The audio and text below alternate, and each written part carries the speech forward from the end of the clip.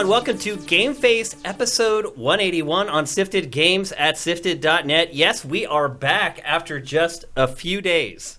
Yep, but a lot of stuff happened in those few days. Yeah, as promised. We did our last show on Thursday. We're back here on Tuesday, and we'll be back on our regular Tuesday schedule probably till the end of the year, I think. Mm-hmm. But anyway, here we are on Tuesday. We have plenty of stuff to talk about today. There's no shortage of content or games to discuss. We're going to talk about some big ones today.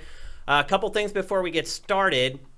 Questions for Pactor Factor are going to be posted on both Sifted and on our Patreon, probably when I get back from recording this show today.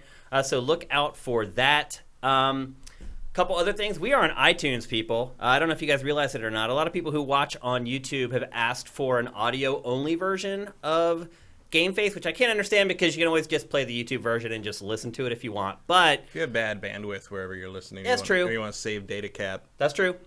We are on iTunes, and it would be awesome, even if you guys watch this on YouTube or on Sifted or on Patreon, it would be awesome if you guys could go to our iTunes page and review the podcast. Right now, we have like a perfect 5.0 rating, but we only have like 50 or 60 reviews.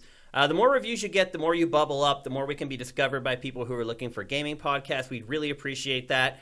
Also, those of you who are on Android and have never had a podcast feed of GameFace, that is all about to change. Probably before we do next week's episode, the podcast will be up on Android as well. We're really looking at distributing the podcast out to as many outlets as possible, probably on Stitcher and a bunch of other places, but obviously Android has been the huge hole for GameFace ever since the show launched. So look for that. But again, go on iTunes, subscribe, give us a review. That would be awesome. Look out for Pactor Factor questions. We're shooting the new episodes on Friday at his crib. So look out for that in the next couple days. Does he call it that? What? The crib. He does, actually. Yeah. He tries to use street vernacular every once in a while, and I'm not sure why. Can't use street vernacular. You're on a boat. Among other vernacular, I might add. It's been a little rough week for Pac. I don't know what's going on with him the last couple months, but I must have missed that. Oh, you didn't miss it. You're the one who tipped me off to it. Oh, that right. Yeah. So have an interesting conversation with Pac on Friday about that article that floated around about him. We've got a lot of messages about that too on YouTube and on our Patreon. I think most people get. You didn't say it on Pactor Factor. Leave us alone. Yeah, that's kind of what I do, honestly. But it's. You wouldn't have left that in Pactor Factor, frankly. Probably not. Not the specific part that people are upset Yeah, I mean, about. It depends on context. I know Pactor really well. I've worked with him for 13 years. So I know when he says stuff like that inflames people, I know he's joking. But when you see it written in text, in an article, and you just read some of his quotes, you're like, oh my God, did he really say that? I don't know. He has it tough. People come at him from all angles, and at the end of the day, he's just this awesome guy who knows his shit. And he's at the point of it in his life where he's tired of dealing with internet rabble. Right, but even in jest, maybe don't tell people to kill themselves. Yeah, it's a poor choice. In the year of our Lord 2019. Yeah, even when you're joking, that's probably something. There are other ways to insult people. I mean, for instance, we don't say stuff like that. But because I don't think we've reached the I don't give a shit point yet. He is there. He's he's about to retire, I'm guessing. He doesn't need to work again. He's But even when I'm retirement age, I don't think I've lost enough friends to suicide that I don't think that will be my go-to insult. Yeah, so. I hear you. I'm right there with you. I would never say something like that. But anyway, it was a joke and it was in jest. I mean, other than that, I understand where he's coming from. But yeah, you could use other words to get the same point across. Use your words. You must have so many words, like crib. Yeah, exactly. So anyway, that's what's going on in Sifted Land. The website stuff's still going on. We've had a couple people have issues reconnecting, once they figured out that they weren't paying anymore, and then they went on Patreon, and then they paid there, and then connected. We're working on all that stuff. If you have any issues with that stuff, just reach out to us. You can come at me, at Shane on Sifted. You can message us on Patreon. We're on it. So today we had a problem, and we started working on it right away. We'll get it fixed for you guys. We'll get it sorted or sifted right away. But for the most part, the stuff that's been going on behind the scenes has been very successful. Our Patreon is as the month turned over, was our highest Patreon total in well over a year. So I want to thank all you guys who are jumping on. We have momentum. It feels great to have momentum. Our Patreon is going up. Our views are going up. Our views for GameFace on YouTube are going up. So everything's pointed in the right direction. It seems like all the stuff that we're doing is kind of working. Everything's coming up Millhouse. Which is amazing. I've done so much stuff that hasn't worked. It's good to see stuff working. It's important to have a running start before you hit the wall. Yeah.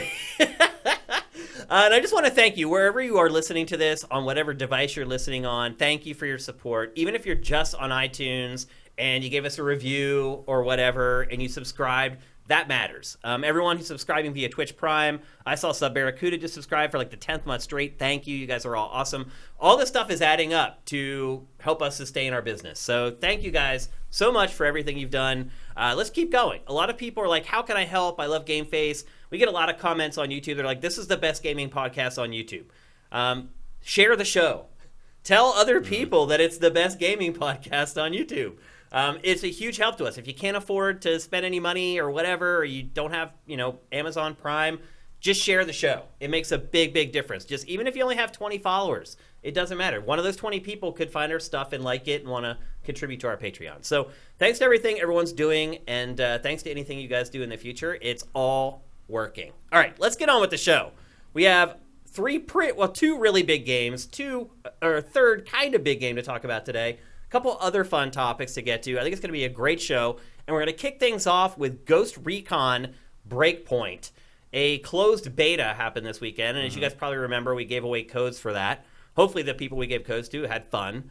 And we're able to find the damn code to download the thing. Yeah, the whole thing was really convoluted.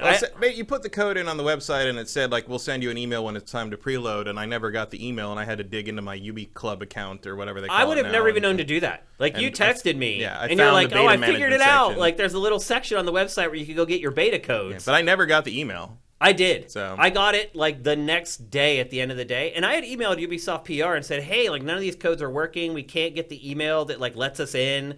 Never heard from them, but then, like, the next day, like, I got an email. So I did get that with, like, the code or whatever. But anyway, let's talk about what was actually on offer, and it was a lot.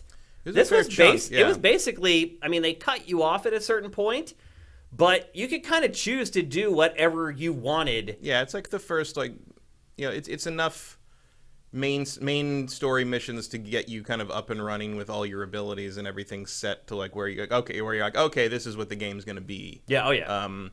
And then you can play side missions, and then you can wander around the 4 provinces that are open and do whatever you want and like find random stuff. I mean, I didn't do too much of that because the progress doesn't carry over, so why go nuts on that? But I just wanted to get the lay of the land, basically. Yeah. I played probably 8 hours of it. Yeah, I was probably around there, maybe a little more than that. Because after I finished like the campaign where it's like, okay, this is as far as you're gonna go, I just started like diving into all the other stuff. And I will say this about the game: it makes all those options very accessible. Yeah. But that was also, I think, the most surprising thing for me about the game is that it's like so many other games. Yeah. So when we first it's Wildlands with Tim Cook as the bad guy, basically. Yeah. So the way they marketed it was supposed to be like this strategic, team-based, tactical shooter. Which I never believed. You're right. That's what I was getting at. It's like I thought that it would be that way. I'm a Ghost Recon fan. So, but like when we came back from E3, I didn't see the demo there, and you did, and you said as soon as you see the gameplay, you're going to believe that it's tactical. So what did they show you there? Multiplayer. Oh, okay. Yeah. That's what they were showing there. And you did have to play as a team and be very tactical with it. The actual game that you play, the campaign, is nothing like that. Oh, it's run and gun Rambo style as much as Wildlands I never even used like all the stuff that they showed in like the first trailer, like the mud camo. No, not at all. You don't have to use any of that. I mean, I did that once because I wanted to do it, but I never used it in an actual combat situation. Yeah, I just tried it to see how it worked. I mean, it's exactly the same as Wildlands. Like I go in, I try to kill guys quietly. I blow it, and then like everyone in the world comes running at me, and I gun them all. With the first, early on with the starting assault rifle, I gunned down like 25 guys and blew up a helicopter and stole the, and all of that. I got a suppressor. Right. It's like, so like it's the same, single player wise, except for the fact that you don't have companions. your 3 squad mates. It's the same game. It really is. I'm disappointed by that, to be extremely disappointed, to be perfectly honest with you. I mean, it's exactly what I thought it would be. I still enjoy it. The thing is, it's so huge. It's so the world. I mean, you're seeing it right now. The map is just gigantic. I look at it and I'm just like, do I want to play this fall? Not Look really. At the lower third there.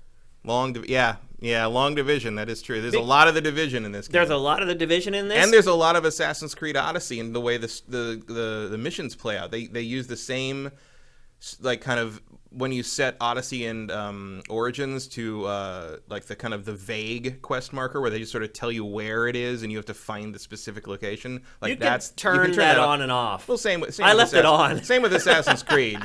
I left it on, so I had to find the actual location. Oh, I didn't. They tried to turn it off, and I'm like, no, leave it on. I kept it Assassin's Creed style, okay, which I thought was pretty fun. It was a little annoying trying to figure out what they meant by this and what this was and which lake this was or whatever and where Precipice Falls was.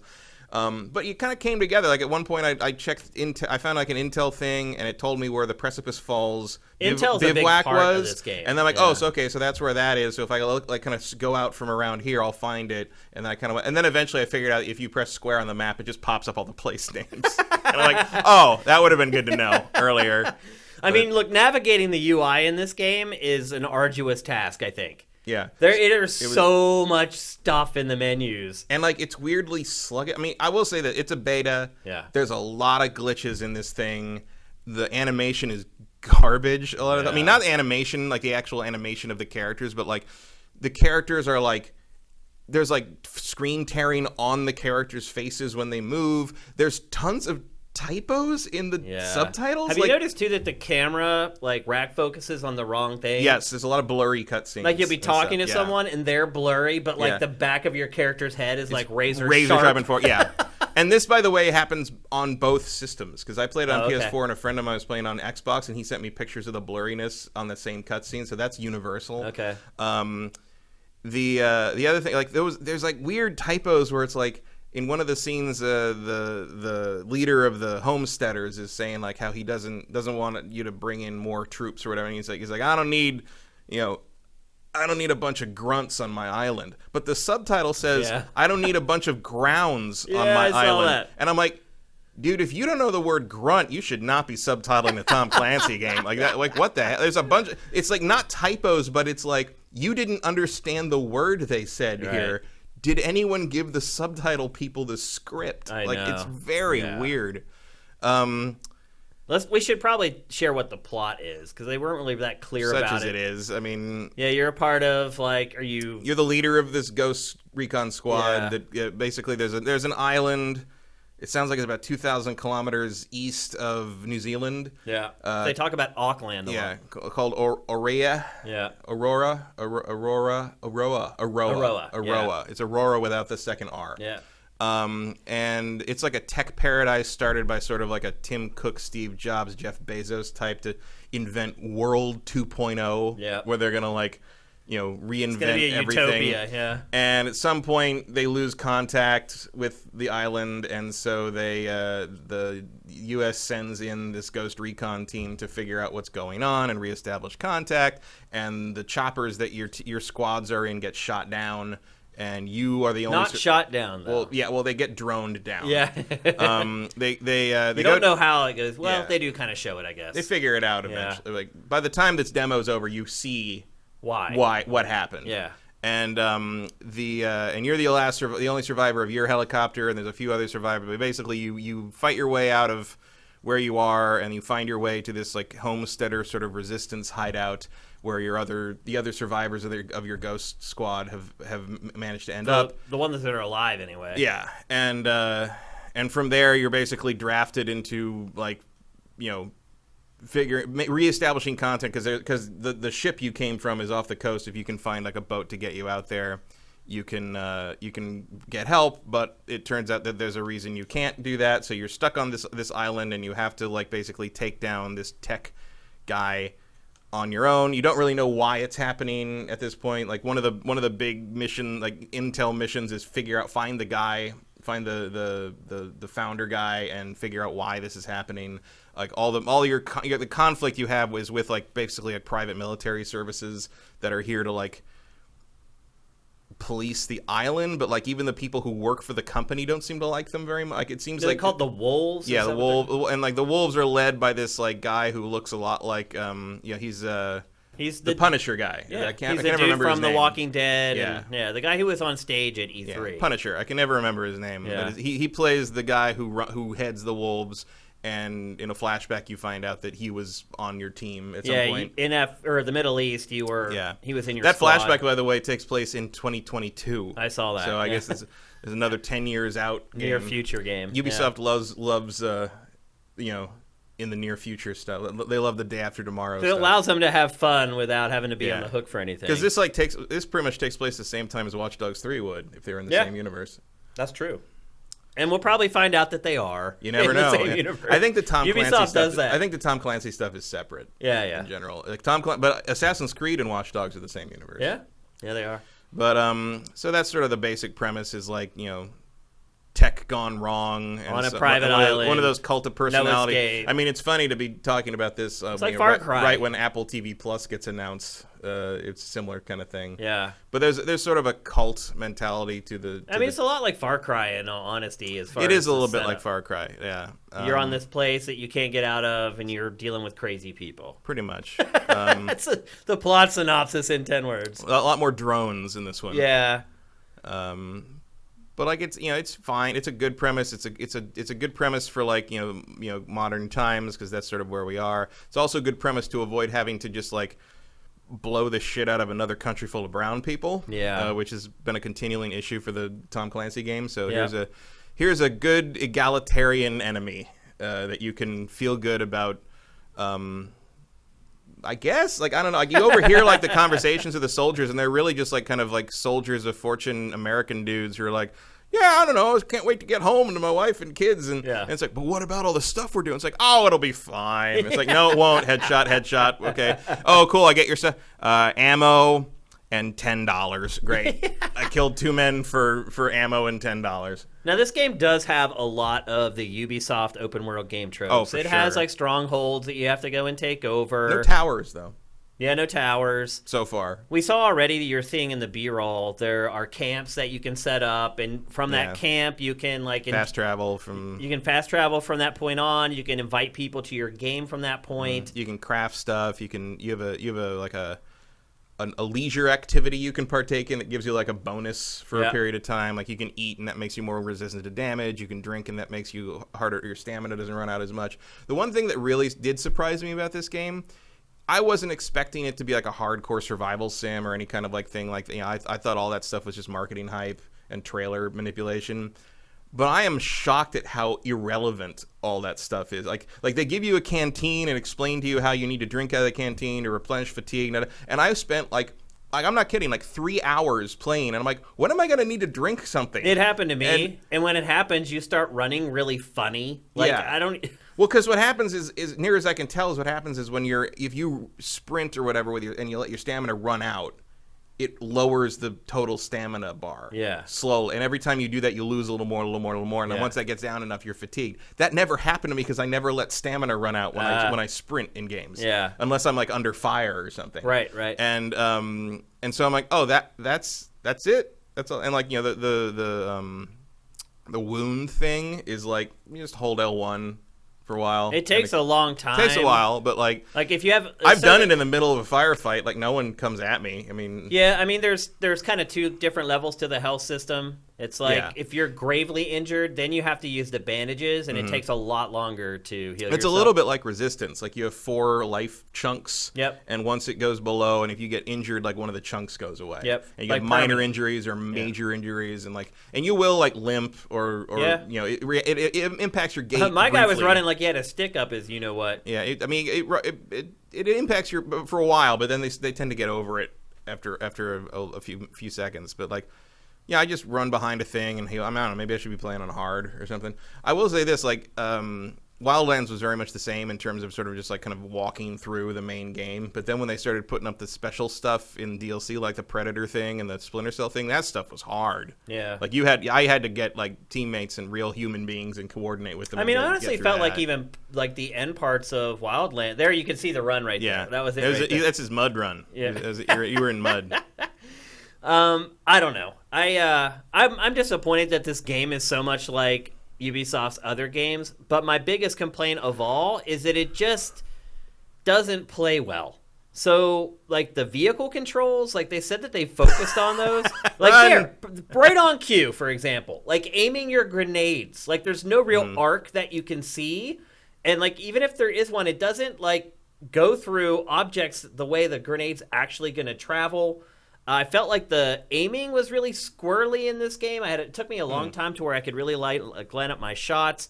I felt like the running and the traversal is all goofy and weird, and like takes forever to like turn around and run the other direction. Yeah, that I did. I mean, I think the aiming and I actually think the driving's better than Wildlands. It is better, but I still think it's terrible. That means it's great, but like it's fine.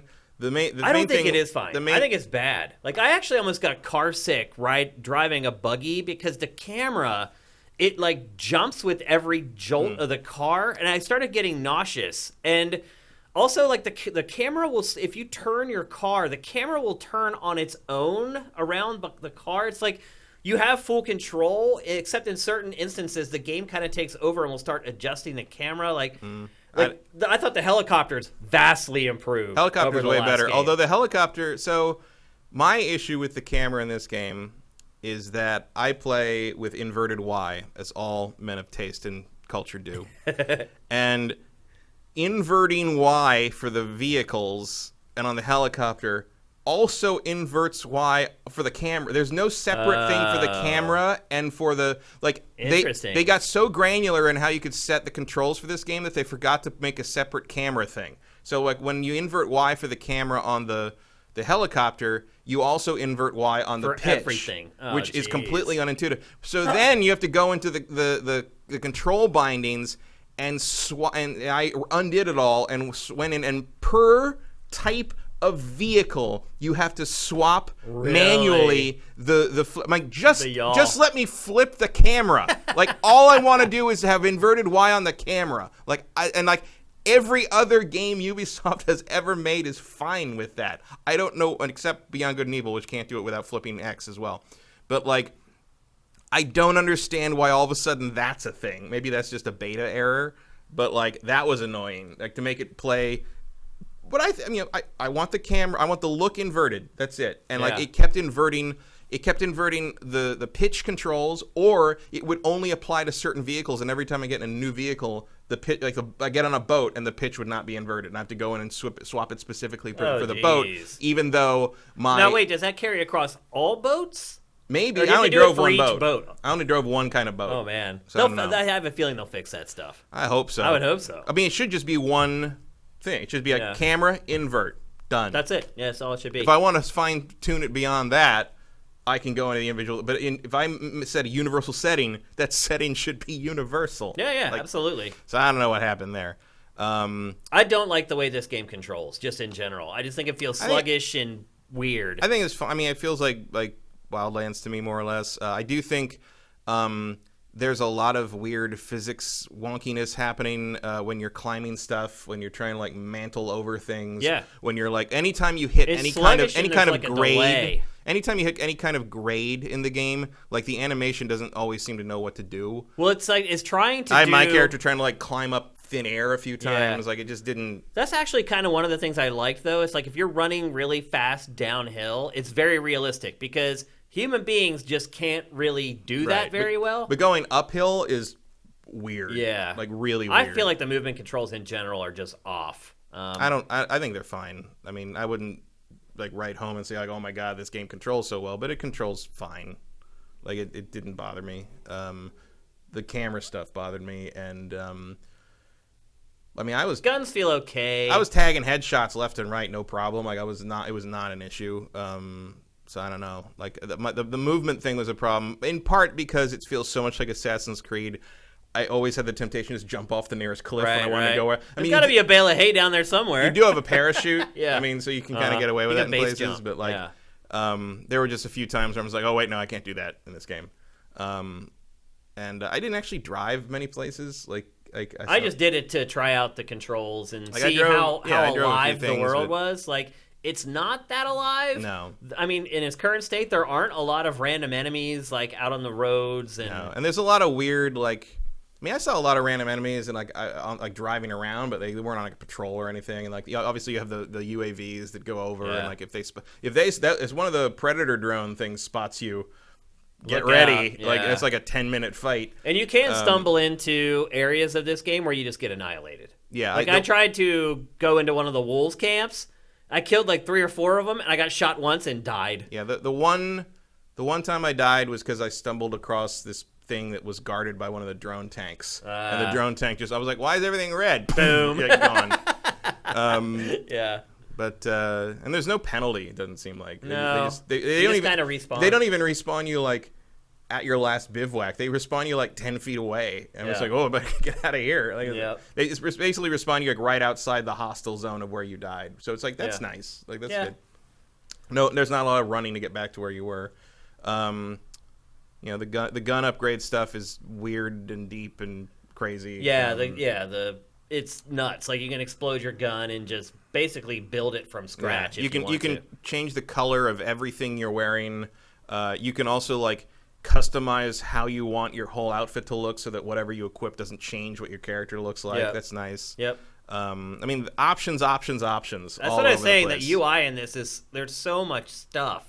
Yeah, and it gets you there, but like it's not an elegant interface. Yeah. There are a couple times when I upgraded something without meaning to upgrade it because I didn't know what I was doing yet. But luckily, the resources are pretty plentiful. But like, it's so really much like it is. Yeah, that's my biggest disappointment. I really thought that this was going to be something different. I never understood why you thought that. It's not Ghost Recon because Ghost Recon isn't defined by that until Wildlands, as we talked about before. It's beginning to become defined. I mean, this is what Ghost Recon is from now on. I promise you. Until they make an installment that doesn't sell and they retire it for like 5 years until they figure out what to do next. Yeah. But this is Ghost Recon now. Basically, that's sad. Well, because Wildlands sold so well, like there's no way they were going to rock the boat on this. Like I said before, it's just they're going to make it again. And there is a way to play. I mean, I bet if you put this up to extreme difficulty, you have to play a lot smarter than I've been playing. But most people aren't going to do that. So, I mean, I didn't. It's not like I didn't enjoy it. I played it for like all day on Sunday. Yeah, I mean, I enjoyed it. It just I felt like I was going through the motions again. Like I felt like I had just fired up the Division 2 and was just playing that. And then there are differences. The biggest difference is kind of the focus on the missions. Like a lot of the missions are like intel gathering. In fact, there's a whole branch of missions that are just intel gathering. Mm-hmm. And that's kind of something that sets it apart a little bit, but it doesn't change the game. Yeah, that there's much. a lot of they've taken a lot of stuff on board from the Division, and that's both good and bad in place. I do think the hub is stupid, like the fact that like you're running around the homestead like base, and everyone's talking about like not too many, there's like 5 of us survived, and like there aren't enough of us to take on the security force. Meanwhile, like you can see all the other players. So, like there's hundreds of dudes in tack gear just running around. Everyone's like, yeah, I think we're really outnumbered. There's 4,000 people here. I don't know. It's weird too how when you're in the hub, like everybody is gathered around that same area. Yeah, they're all around the shop, and they're visible. They're all Like, a lot of times when stuff like that, you don't see the actual players just standing around. And, like, you'll go to, like, the bar, and there's, like, 50 people standing around. Like, that's where, like, you get your missions or whatever. Like, it's a little interesting in that way. But overall, again, you're right. It's not a bad game. And if you're excited about this and you thought it was going to be like Wildlands, hey, you're going to have a ball with this.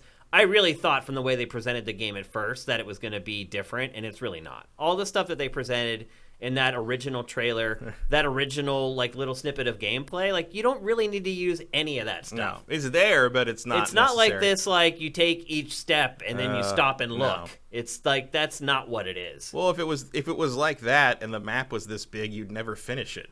Like it can't be that. Well, right though. I didn't think the map was going to be that big. I thought it was going to be a tighter experience, more focused on. Oh, my sweet summer child. Yeah. But Ubisoft really is kind of just locked into this template for its games at this point. I think this is even more of I mean, the first one sold like wildfire. Yep. So, of course, they're not going to rock that boat. My character has the same scar.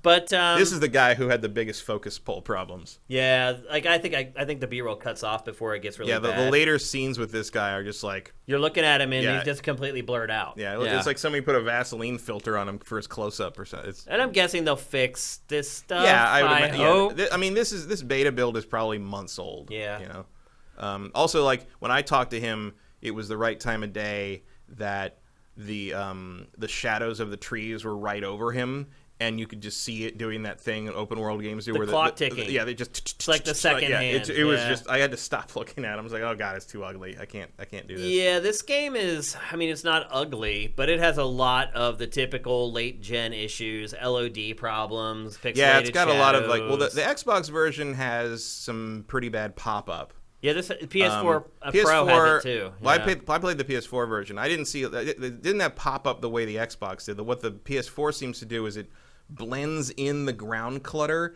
and then anything that can be blown by the wind, and a lot of like grass and weeds and stuff get blown by anything that can be blown by the wind just like pops up. Like it's just like we want you to see this. Yeah, it's like boing, it like pops up, and then the wind starts to affect it. So it's just like the ground is constantly like popping weeds out of itself or something. It's very weird. Yeah, a lot of open world games have that lighting problem where literally the lighting is on like a second hand of a clock. Yeah. If you stare at the ground and you watch the shadows, they tick across the ground. Yep. And so when I notice games that don't do that, I'm always impressed. But this is another one that does do that. Yeah, and this one does it like bad. Yeah. Like there's ways to blend that. Like Witcher 3 does it, but it does it in kind of a more of a smoother motion. But like this one, it's just like you literally see the seconds ticking. Yeah. So, and like a lot of games like this, when you get up close and personal, it gets messy. The melee options are not great. Yeah, but that's typical of these games. There's like a lot of emphasis on CQC stuff, which I'm just like, why would you ever put points into that? Like you're never like if you do CQC in this game outside of like stealth kills, you screwed up. You're dead. Well, you're gonna get shot because there's enough guys that they're just gonna target you, and you do die pretty easily in this. Each slug has some kind of an impact. Sort of. I never came close to dying from gunfire. I think it depends on how you play it, because I would just run around and jump out of the car and just run into, like, I could see the little blip on the side of the road showing that there's enemies there. I'd pull up and just get out and just run into battle. And if you do that, you get caught out in the open, you die. Well, I always throw the drone up and spot everybody and then go in so I can see where people are coming. Because, like, basically I'm like, okay, I'm going to get 2, maybe 3 guys before somebody spots me, and then I'm just going to post up behind this cover and kill them all as they run in like idiots at me, which is exactly what they do. I'm sure that, you know, like Wildlands, they didn't do that. Like, but you can watch it right here in this clip. They just come running. Yeah, just stand there. They're just lambs to the slaughter. And this is like a story mission, so like I don't expect them to be like super sharp in the story. But this happens when I would go into like facilities that are like warning me that I'm not high enough level for it and stuff. Because the thing is, even though there's levels, even though there's like areas where like, oh, you should have level whatever gear for this, headshot kills someone in one. I mean, this gun that I have right here, I shot some guy in the crotch and he died in one shot. But this is not like Division. Like the levels don't determine like resilience. Like unless they're wearing a helmet, like if you shoot someone in the head, whether they're level 1 or level 50, they die. And they should. They should. Yeah, I don't care what level you are. You get shot in the head with this huge rifle round, you should die. The level stuff really just tells you, like, gives you an idea of what kind of equipment they have. Yeah, which is important. I mean, because like you said, it does matter. A high level guy will kill you much faster because he has a better weapon. Yep. But like they're not going to stand up to your sniper rifle from like 1,000 yards any more than anybody else, unless they have a helmet on, which they have to shoot the helmet off and then shoot them in the head. Yeah, and that's pretty satisfying. Yeah. And the cover system, I think, works good. Like, I don't have any issues with that. That seems to control great and have all the functionality that you'd need. But I think just in general, it just feels as way less inspired than I thought it was going to. Yeah, I mean, here's the thing. Like, I would probably consider picking this up very strongly if it was like a Dead Spring or something release. Yeah. But the fact that it's this fall, like, it's a real wait and see for me to see what I'm playing at the time. I also played the crap out of the Division 2. Like... Well, I didn't play the Division 2 at all, so this is... So you had a little hiatus. This is less repetitive to me in that sense. Yeah. So there you go. That's Ghost Recon Breakpoint. Beta's over. I wouldn't be surprised if in the next couple of weeks this is cracked open for everybody. Maybe, yeah. I mean, what, it's October 4th? Yeah, Ubisoft's pretty good about letting fans get their hands on stuff before it comes out. So I have a feeling probably not this weekend, but the next weekend, I wouldn't be surprised if there's an open beta that probably has most of the same stuff that we played and maybe a couple extra things. Chat's commenting on your choice of targets. Choice of targets.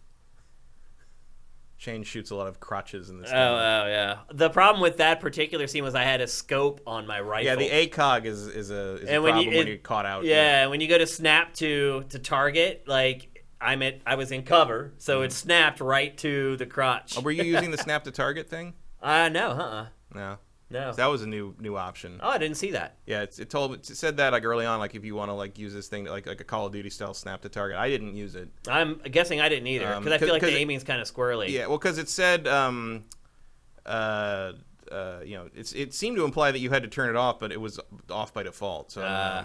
Well, yeah, I didn't turn it on. There was a lot of weird things where it told me very specific things about like. This system works like this, and you do this and change this, and da-da-da-da. I'm like, how do I switch shoulders? Yeah. Like, it doesn't tell me. Like, give me the basics. I don't need it. I also felt like a lot of the hints and, quote, tips that they were giving you were trying to force you to play it the way they presented the game at first. Yeah, there's definitely some. They're like, hey, make sure you turn this on. Otherwise, this is going to play just like Wildlands. Mm-hmm. Like, that's kind of like the gist that I was getting from it. And it's like, the stuff that they're asking you to turn on, it's like, that doesn't make it more fun or enjoyable. And so I ended up playing it, so it was just like Wildlands. So I guess that's what I would close with, is if you're a big fan of Wildlands, you're going to love this game. If you're hoping for something a little different, I think you're probably going to be disappointed. Multiplayer in this is also bad, by the way. I played it in although Wildlands. My caveat to that would be, like, if you are expecting something different, I don't know what company you think you're following here. Yeah. It's Ubisoft. Ubisoft has really kind of fallen into a pattern here. Well, except for, like, I mean, Assassin's Creed they just reinvented, but now they're all like that. Right. So. Yeah, I mean, that is kind of what Ubisoft does. It leads with Creed, and then that stuff trickles down into all the other franchises. I mean, I like the Assassin's Creed format. Me too. Yeah. I mean, I don't mind this either. It's just I'm more interested in whacking people with a sword than I am shooting people with a gun. Yep. And the ancient settings are more interesting to me because they recreate this interesting thing. There's no doubt about that. Yeah. And like this is just like, well, it's another guy on a motorcycle in some island out with a fire with a crazy dude trying to kill everybody. Yeah, I mean, also as much as the kind of the Assassin's Creed style find where your mission is thing works. I think it works better in a scenario in Assassin's Creed where like I can kill 14,000 people with a sword between me and the target, whereas here it's like you might end up in a place where like, oh my god, I can't deal with this whole situation. It feels like this is a more dangerous world to be sort of meandering about hoping you find what you're looking for. Yeah. Also, I bet like a lot of people if you were to play co-op with this would not have the patience to play it like that. No way. So. Where you're sinking your shots and all that kind of stuff. Yeah. It's just, I mean, that is kind of the problem when you put mechanics like that in a game is you're counting on a lot from the player. Mm-hmm. And you don't always have friends to play with who want to play by the rules. In fact, I very rarely ever do because I play at all weird times of the day and night. Like a lot of times I'm playing at like 1 p.m. Like all my friends are doing something at work or whatever. They're doing something else. And then I'll play late at night. Like, it's just the way my schedule works out. So I end up playing with a lot of randos online, unfortunately. And it doesn't make for the best experience for stuff like this, unfortunately. But it is what it is. So there you go. Ghost Recon Breakpoint, the closed beta. We'll definitely have a lot more on this game as its release date draws near. So in fact, probably in the next couple weeks here on GameFace, we'll get final review code and we'll give it a go. I'm hoping to see some tweaks in that final review code, but we'll see. Next up. $99.99. Yep. Now, 20 years ago. For those of you who don't know, $99.99 was the release date of the Sega Dreamcast, which just celebrated its 20th anniversary in the United States. In the United States. I don't know if there's been another thing that has made me feel older than the 20th anniversary of the Dreamcast. Actually, something else happened that made me feel older yesterday, the same day. which is the 10th anniversary of Beatles Rock Band. Oh, yeah. For some reason, that feels like it shouldn't be 10 years old. Because that was kind of in the heart of the height of gaming websites and gaming TV shows. We were like in the thick of it when that came out. Well, also, I mean, I still remember seeing, Ringo and all those guys come out, and it was like, oh wow, the fucking Beatles. I remember them coming and demoing the game at game trailers, and them leaving behind like one of the instruments. The instruments were so coveted because they were different, like just for the Beatles, and like it was huge. But and the Rock Band, the Rock Band stuff provided a lot of weird, like going to that one random concert they had at E3 the one year, and it was the Who. Yeah, and you're like, sure, I'll go to this thing. The Who? The Who are playing. The Who are playing at the place I came for free drinks. Okay, they had a lot of money. They did. They were just giving them just gobs of money. I mean, look, you have to have deep pockets to even think about publishing a game like that with all those expensive peripherals and licensing. Yeah, but for me, the Dreamcast 20th anniversary hits home way harder because the Dreamcast is kind of what convinced me to launch my first ever gaming website, Street Level Gaming. So I had been a hardcore gamer my whole life, and I had been playing a lot of N64 and PlayStation stuff, but when I first saw the Dreamcast, that was when I realized, oh my gosh, games are going to go nuclear. So I would argue the Dreamcast was the turning point of mainstreaming games to a bigger audience than the audience that they had been catering to all along. To me, it was the first time that random people would walk by watching a video game and go, holy crap. They wouldn't buy it, but they would say, holy crap. But like I've told the story before about my wife. Like we're playing NFL 2K in my apartment. My girlfriend at the time, now my wife, walks in. She comes home from work, and she's like, I didn't think there was a game on tonight. And I'm like, there isn't a game on. This is a video game. And like I'll never forget her face when she realized it was a video game. And a lot of people who I showed my Dreamcast to were like, oh my gosh, I never dreamed games could look that good. Now, I just had a friend when I was on the East Coast tell me that he had just bought a PS4 and his mind was blown by the PS4. He's like, I cannot believe games look this good. I haven't really paid attention to it for a long time. I mean, I have paid attention, and sometimes when I play like Spider-Man and stuff, it still blows that's me ridiculous. Away. It still blows or Gears me away. 5. Yeah. But to me, Dreamcast was the first HD console. It to me was like the turning point. It was the first progressive scaling console.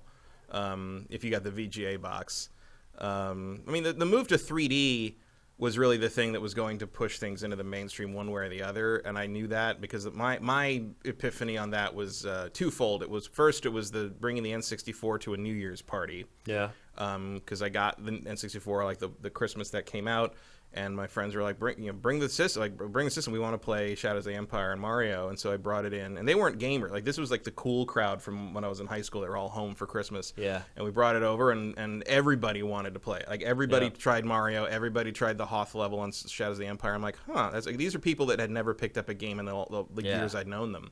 And then the second one was the following year. I brought the PlayStation 1 back from college with Parappa, and the party stopped. Like everybody was in. Like we were in a friend's one of our friends was house sitting for one of our old teachers, and we set the system up in like kind of the rumpus room place. And by like 9 p.m., everyone was just drinking in that room playing Parappa. And I'm like, I think this might catch on finally. Yeah. And then, Dreamcast was the first time where like you had the 3D graphics where you're like, oh, that looks like what they say it is. Yeah. Kind of, Yeah. You didn't have to use your imagination. I remember because I got the Dreamcast a year earlier. I got the Japanese one for Christmas, which I think cost my mom an absurd amount of money. Yep. And of course, what did I get with it? Godzilla, because nothing else was out. Sonic here came out 2 days later. Yeah. And I got that. I remember taking it home. And I played this level because the first level I'd already been kind of like shown pretty extensively in the magazines and stuff. And then the second level, you get to the part where the tornado happens, and when the tornado happened, I just started laughing because like it was just like it was ridiculous. Like, it was absurd. It was ridiculous to see in real time. That. And then probably the next time I felt like that was when I saw NFL 2K for the first time a year later. Yep.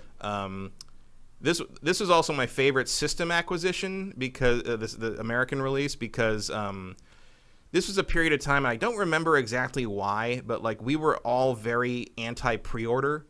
Like we were always very irritated that like the GameStop and would take your money and then use it to invest. There's that, but also they wouldn't get more product then was pre-ordered, so you could never just walk in and buy the product. Yeah. And that was before like places like Walmart and Best Buy and like mainstream stores carried games in any real amounts, or especially getting them in a timely manner. Like back in the day, like maybe Toys R Us got it on the day of release, but like the big box stores were like, sometime this week. We don't care. Like, but it comes out Tuesday. Like, whatever. Maybe kid. In your world it does. Yeah.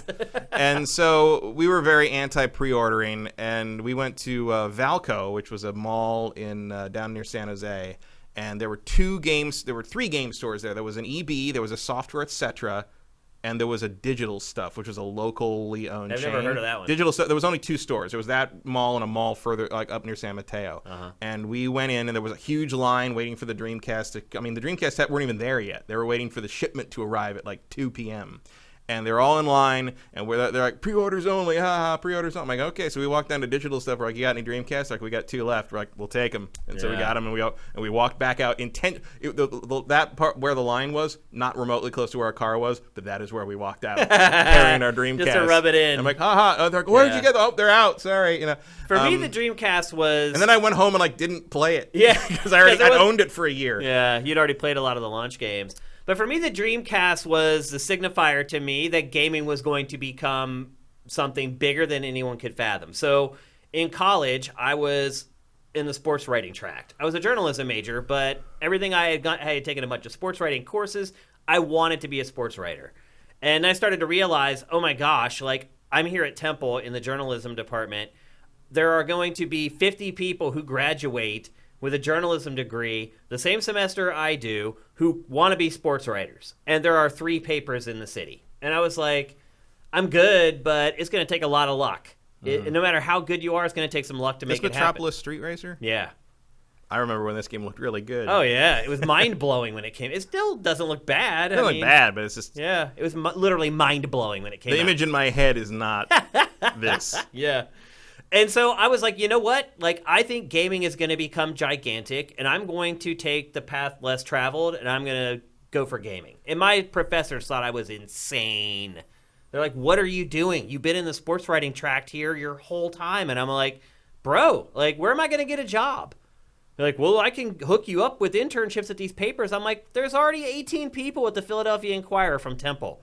And you have, in the city, you have Penn, you have Drexel, you have Villanova. There's like 7 St. Joe's. There's so many I'm like, if there's this many people coming from Temple, how many people are coming from the other schools for these 4 jobs? So I just told them, I'm like, look, I'm being realistic. And so I launched my own website, and it was an N64 and Dreamcast website. Probably the only one that ever existed. Think about it. How many websites were just N64 and Dreamcast? Like none. No, man. I mean, you usually had to pick a side. Yeah, but of the 3 consoles, I felt like I still miss Dave's Sega Saturn page. Yeah. I felt like those were the 2 platforms that were really pushing things forward. Like I thought the PlayStation was like a half step and was kind of cheating to get the 3D. And so I focused on N64 and Dreamcast, and then did that for a couple years, graduated, got my job at GameSpot right out of college, and the rest is kind of history. But I absolutely credit the Dreamcast with being the console that sparked in my mind, this is going to become huge. Like it's getting bigger now slowly, but there's going to be an explosion. And then the very next, the PlayStation 2. Boom. Yeah, see, so like I didn't see it like that. I already kind of knew that was coming because of my experience with the N64 and the PlayStation. And I always thought the PlayStation 2 was going to be the explosion. Yeah, it was. To me, the Dreamcast was the last, and I, from the beginning, but even when they were trying to be optimistic, I was like, the Dreamcast is the last Sega console. This is my last console from my favorite game maker, and I'm just gonna like go like full bore. Like, yeah. I'm go whole hog. I got the Japanese one, American one. I modded the American one. I imported. I mean, I have over 100 Dreamcast games to this day, and half of them are Japanese. Yeah. It was my fighting game console. It still is my fighting game console, really, because it still has some almost. Until recently, unsurpassed versions of some of those Capcom and SNK games. Power Stone. There's no other option for Power Stone. Unless you want to play it. I think there was a PSP version or a Vita version. Is there? Yeah, there was a collection on that. But who wants to play? I mean, come on. It's not the same thing. Yeah. It has the best Soul Calibur. Yeah. it was a great system. It was a lot of fun. It was Think about the online stuff. So I don't know if you saw. Yeah, the online. I mean, I played 400 or 500 hours of Phantasy Star Online back in the day. Did you see the Peter Moore video that was published yesterday? I didn't watch it, but I saw it went up. Yeah, it's on the site, and it's awesome. They went to Peter Moore, who is now like the president of Liverpool Football Club, who, by the way, like won like the Premier League or whatever. Like as soon as he got there, he's doing all right. He's doing amazing. But anyway, he recorded a whole thing about the Dreamcast for Sega. Like they went to him in his office at Liverpool, and he recorded this awesome thing. And he really brought up a good point. Like all the stuff that we're seeing now that gaming was started by the Dreamcast. Having that Ethernet port, that portal to the internet built into your console, it changed everything. Yeah, I mean, everything. You could say it probably would have happened no matter what, but somebody has to do it first. I mean, I think it would have happened with Xbox one way or the other. Yeah. Because Microsoft is going to drag the console business into the online space, kicking and screaming whether it mattered or not. Yeah. But the thing is, he's not wrong. At the same time, Champions League. I was corrected by Dan Boy. Sorry. Manchester City won the Premier League. At the same time, Peter Moore's right, but at the same time, Sega has always been ahead of the game. Sega has always done stuff way earlier than everyone else, and it's always backfired on them. Yeah. The Sega CD was great. The Sega CD was the future of games. It was too early. Yeah. They always did that. All the AM2 stuff, all that stuff was amazing. All that stuff was the best arcade stuff at the time, but you couldn't port it properly to to home consoles at the time because it was too advanced. You were always making compromises, and it hurt them at the home market, and that's one reason they couldn't keep competing. They stayed in the arcade market to this day, but that was always Sega's problem. Was they were trying to push the envelope, and they were always pushing it too soon. Yeah. It doesn't always pay off to be the first penguin. I don't think it hardly ever pays off to be the first penguin. Pretty rarely. I'm trying to keep that from happening with Sifted. It's it's in the back of my mind, I know that someone could come along with a ton of money and do what I've wanted to do with Sifted all along and just leave us in the dust. But I do appreciate, people say, oh my God, Peter Moore did that, and I'm like, of course he did that. Peter Moore was always a true believer in pretty much everything he ever promoted. Yep. But you could tell even from the beginning when you talked to him back in the day, he loved that Sega. He loved Sega stuff. He thought the Dreamcast was a quality product. He believed it should be successful, and it should have been. But that was the days when EA. That's why I never thought Dreamcast had a future, was because EA wasn't supporting it at the time. It's crazy to think about now. But at the time, if EA wasn't on your system, you weren't a system. Basically. Although I would argue that if a system doesn't have Madden or FIFA today, its chances with the hardcore don't change that much. But I think its chances of becoming a mainstream console are hurt. I don't know. Nintendo's doing all right. Yeah. I know they got kind of half-assed versions of FIFA. They have NBA 2K. But it's not. I don't think anyone's buying the system for that stuff. Certainly, I think a lot of people do. Pactor brings up a good point. I like to see sales on those. He says 30 to 40% of console owners buy a console for one game, and they just play that one game. And it's GTA or a sports game. I don't know if that tracks with Switch, because Switch's attach rate for software is different than normal. Switch is the exception all the time. Switch is the Mongol horde of game consoles. Every rule in history does not apply to the Mongols. Yeah. They're always the exception, as John Green says in the Crash Course videos. And the Switch is basically that for game. It's no, if you do this, that's never going to work unless you're the Switch. That's so. And good for Nintendo in that regard. But if PlayStation 5 didn't have Madden and FIFA, that's a problem. I would say that's still. I don't think it's a fatal flaw like it was for the Dreamcast. The Dreamcast also had other problems, but the real problem was you didn't have EA stuff. No one, and NFL 2K was great, but it's hard to pull people away from that Madden brand. And then you had the PlayStation 2 show up, and you had the Madden stuff, but you also had a DVD player, which was the thing everybody was thinking about at the time, so they could watch The Matrix. Yeah. And it was again a little early. Yep, a little too early. So here we are 20 years later, Matt. What is the best Dreamcast game ever? Ooh. If you're really talking my favorite game on the system of all time that's not necessarily limited to the system, it's probably Virtua Fighter 3.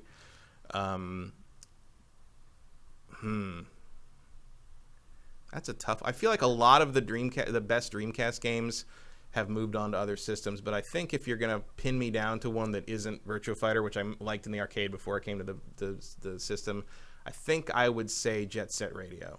Really? I love Jet Set Radio. Do you think it's the best game or just the one that you like? It's my favorite. Your favorite. I mean, best game, I don't know. That would be a technical choice that I don't know. I think it's Soul Calibur. I'm not a huge Soul Calibur fan. I think it's the best Soul Calibur game, at least certainly until the new one. I don't think they've matched this Soul Calibur until last year. Yeah. And I still don't think it's as good just because there's nostalgia in play. Sure. But, like, I think they've struggled to make another Soul Calibur as good as this one. I think Soul Calibur was its killer app. I think it's what got most people to buy definitely it. was early on, yeah. I mean, that was the game we'd have when I was running a game store up in the peninsula at the time. And that was the game we would put on the Dreamcast demo unit to just like draw people in. We'd do tournaments and stuff. Yeah. And like that game sold more systems at our store than any other game. Even remember back to when we worked at G4 and we had that little... That's a crazy notion that the idea of like a fighting game selling the system. That would never happen. That wouldn't happen anymore. Today. No. But I even remember back to our time at G4, we had that little mini arcade, and the most popular game was Soul Calibur. Mm-hmm.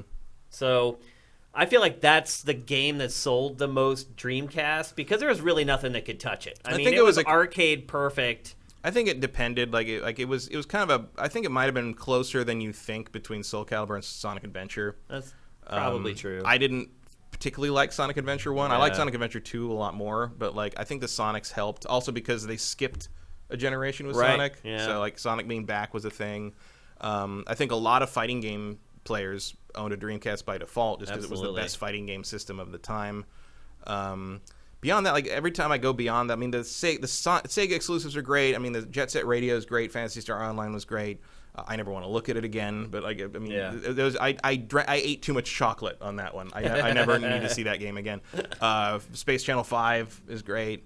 Sega Gaga is bonkers, and I wish someone would localize that game and so everybody could play it because that game is ridiculous. It's like a corporate strategy game where you run like a fake version of Sega in a world where like Sega characters attack Tokyo, and it's like there's and like you're there were a lot of weird and you're games literally that never came to the you're US. Literally fighting Sony, like a very thinly disguised version of Sony, and like they are brutal. Seaman, like what the hell? Like what the hell was that? I mean, Sega, for all its weird foibles and failures, was absolutely fearless. It was, yeah. I always admired them for that, even though it didn't always work out tremendously well for them. Yeah, it pretty much never did. No. Other than the Genesis generation. I love Techromancer. Yeah. That giant robot fighting game from Capcom, which never showed up anywhere else ever again. Here's another game worth mentioning is the first UFC game for Dreamcast. Oh, that's right. Yeah, that game was sick, man. Like it was unlike anything ever made before. That to me was one of the seminal games for Dreamcast. It established how like mixed martial arts games are going to be played and made for the rest of time. Yeah, I bought that, but I didn't like it very much. But it was sort of one of those things where it was just like you could tell that it was like important that was happening. Yeah, that like. You know, it was. They figured out a way to do ground and pound in a video game. That was no easy task. And there's all kinds of little gems like that on the Dreamcast that I'll always remember and have or like soft spot in my heart for. Le Mans 24 Hours. Yeah. It was a great game by Melbourne House down in Australia. Yeah. One of the most talented developers of that era. Like those guys. Their games always looked better. They looked great. They ran great. Those guys worked magic on a daily basis. Most overrated game? Code Veronica? Yeah, I mean, I like Code Veronica the best of any Resident Evil when it came out, and then when it came out on the 360, I tried to play it, and I got like 10 minutes in, I'm like, no. And the thing was, so I have a bunch of friends who are diehard like horror. That might have been the other system. Diehard horror fans. They're diehard like Resident Evil fans. They play the old games. They would scoff at me because I would say, like, no, the tech has progressed to the point that I don't want to play this anymore. They're like, nah, you're just a graphics whore. And they tried to play this, same thing, and they're like, no, can't do it. This is great. Skies of Arcadia is great. I wish they would bring this back. That series needs to come back. I'd love to see this game in modern graphics. Yeah. Or just remaster the GameCube version, which was an improvement. Totally fine. I mean, this is a great RPG that most people have not played. Yeah. Same with the first game I ever reviewed for money was for professionally at all was Grandia 2 on the Dreamcast. Another good one. No pressure on that. Here's a 100-hour game to do and that was back when I thought that you were required to finish the game to review them. And I still do that, but like... Oh, I always do. But like, it wasn't until a few months in, they're like, no, you can't pay someone $150 to like play a 100-hour game. I'm like, but how do you know? They're like, dude. I'm like, like, I thought I'd uncovered like a scandal, and there's like, no, it's just how it works, dude. So you really liked Jet Set Radio? I To love me, Jet Set Radio. It was probably the most disappointing, other than Sonic Adventure, it was probably the most disappointing Dreamcast game. I love because this was all about me. This was my culture: skating, graffiti, great music. Like, this was me. This has me all over it. And then I played it, and I was like, this was made for people not like me. That covers me. Yeah, and I get it. Like, I understood why they did it. It's like, yeah. I mean, if you're expecting Tony Hawk, it was not going to be that. It was not that. Like, the skating was a lot more simple than I was expecting it to be. Yeah. But the style and the verve and the characters and everything, and the music, the bravery is great. To make this game. Yeah. A graffiti inline skating game. Like, only Sega. In an alternate universe. Yeah. Of like, it's bizarre. It really is. is. I mean, Sega just there's no fear. The only thing I think I would even like Space Channel 5, even though they ripped off like Lady Kier and everything, like, what? Like, and a game or and Apollo Smile. Yeah, there's a name I've not heard in a long time. Also, like, you play Space Channel 5 Part 2 today, you'll find yourself having to explain to the younger people why Michael Jackson is in it. Yeah. Awkward. Yeah. There's so much good stuff on there, and even the crappy stuff had like kind of a charm to it. Yeah. Like, I mean, Space Channel 5 was kind of crappy. I mean, it's just like a rhythm game, and certainly mildly on par with the story-driven rhythm games of the time. It was no Bimani game, it was no DDR, but like, which was big at the time. But I like it. Morgan still loves Ulala. I think. Yeah, I mean, it's Lady Kier from D-Light. I mean, they totally ripped her off. And she took him to court, and she lost. Whoops. That was like a kind of a landmark case, though, as far as like someone stealing your likeness without using your name. Like, is that okay? And like the courts were like, yeah, that's okay. Not that I have to worry about that, but she did. But that was blatantly her from her Dewdrops in the Garden. I don't know. I think every default protagonist steals your likeness to some degree. Oh, yeah. Because I am like generic dude. You're absolutely right. Like a white dude with short hair. Yeah, that's me. I don't have any problems creating my character in video games generally. No, representation, not an issue for me. Yeah, for sure. So anyway, there it is. The Dreamcast 20th anniversary. May she rest in peace.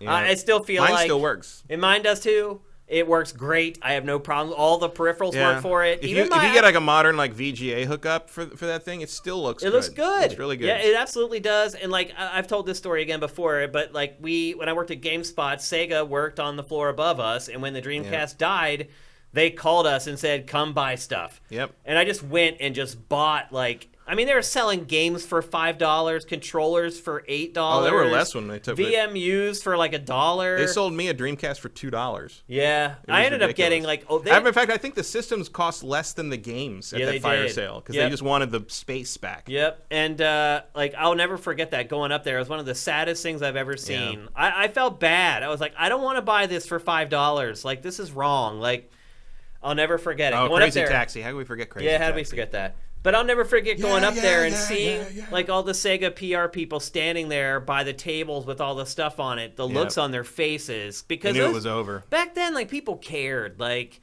they weren't just like, oh, I'm working at Sega now, but I'm hoping to parlay this into a job at Nintendo or Sony. No, the people who ran PR at Sega loved frickin' Sega.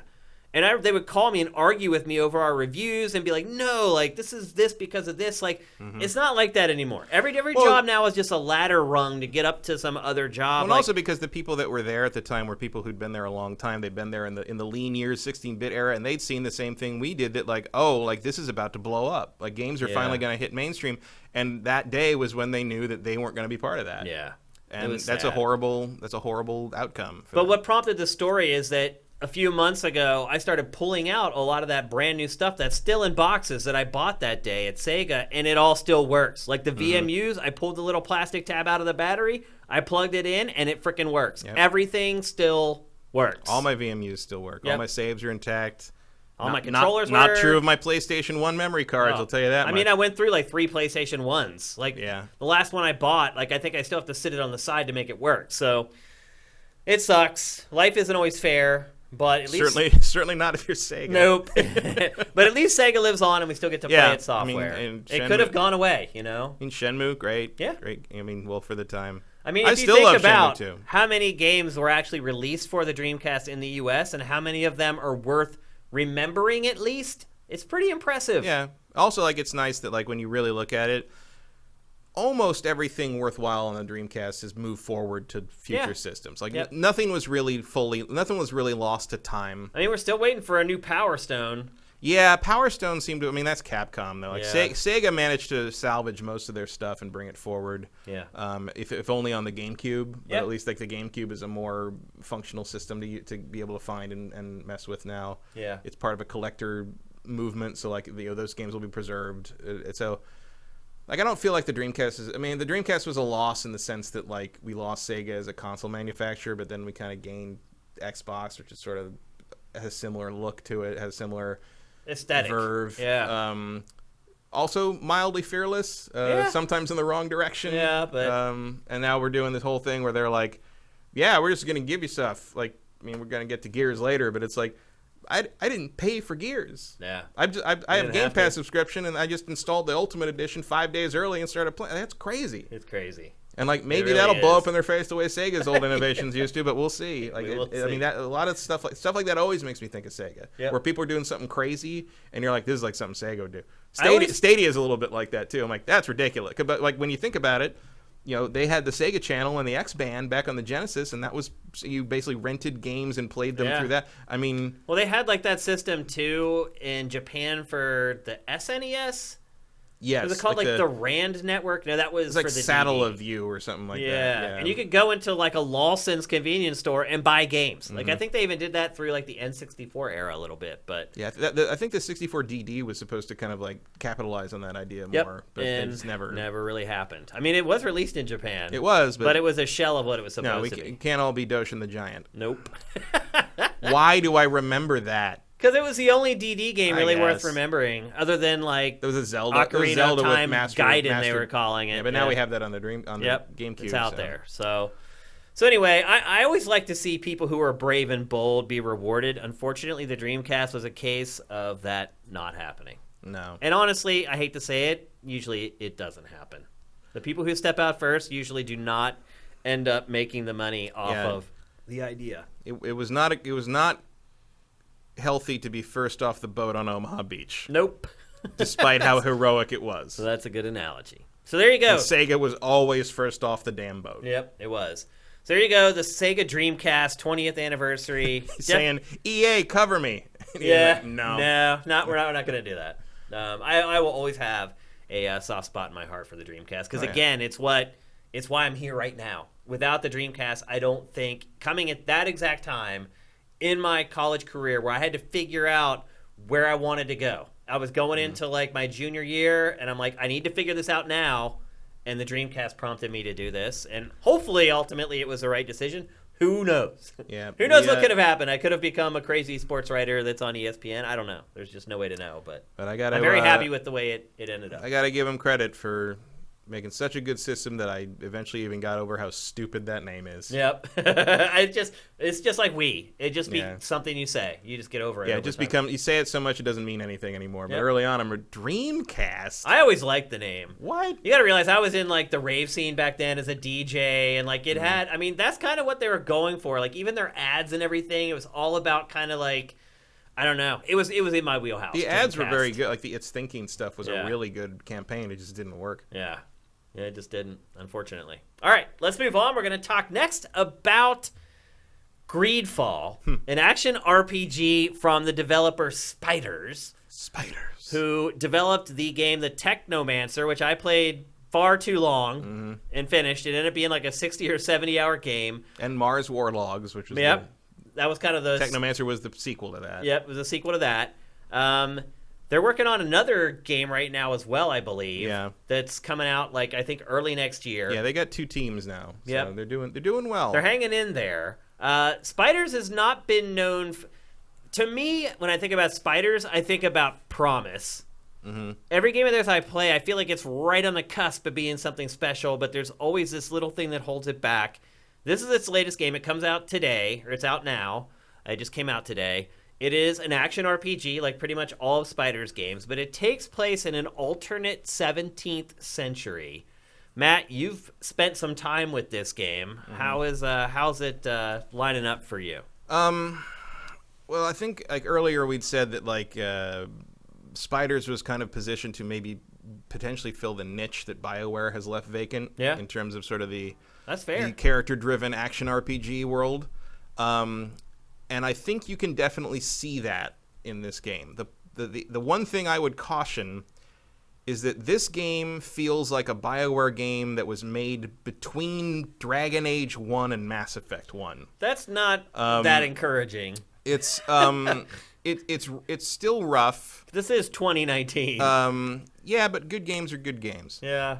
It's still rough, and remember, like, I mean, it's not like BioWare games were technical tour de forces of their era either. Really. True.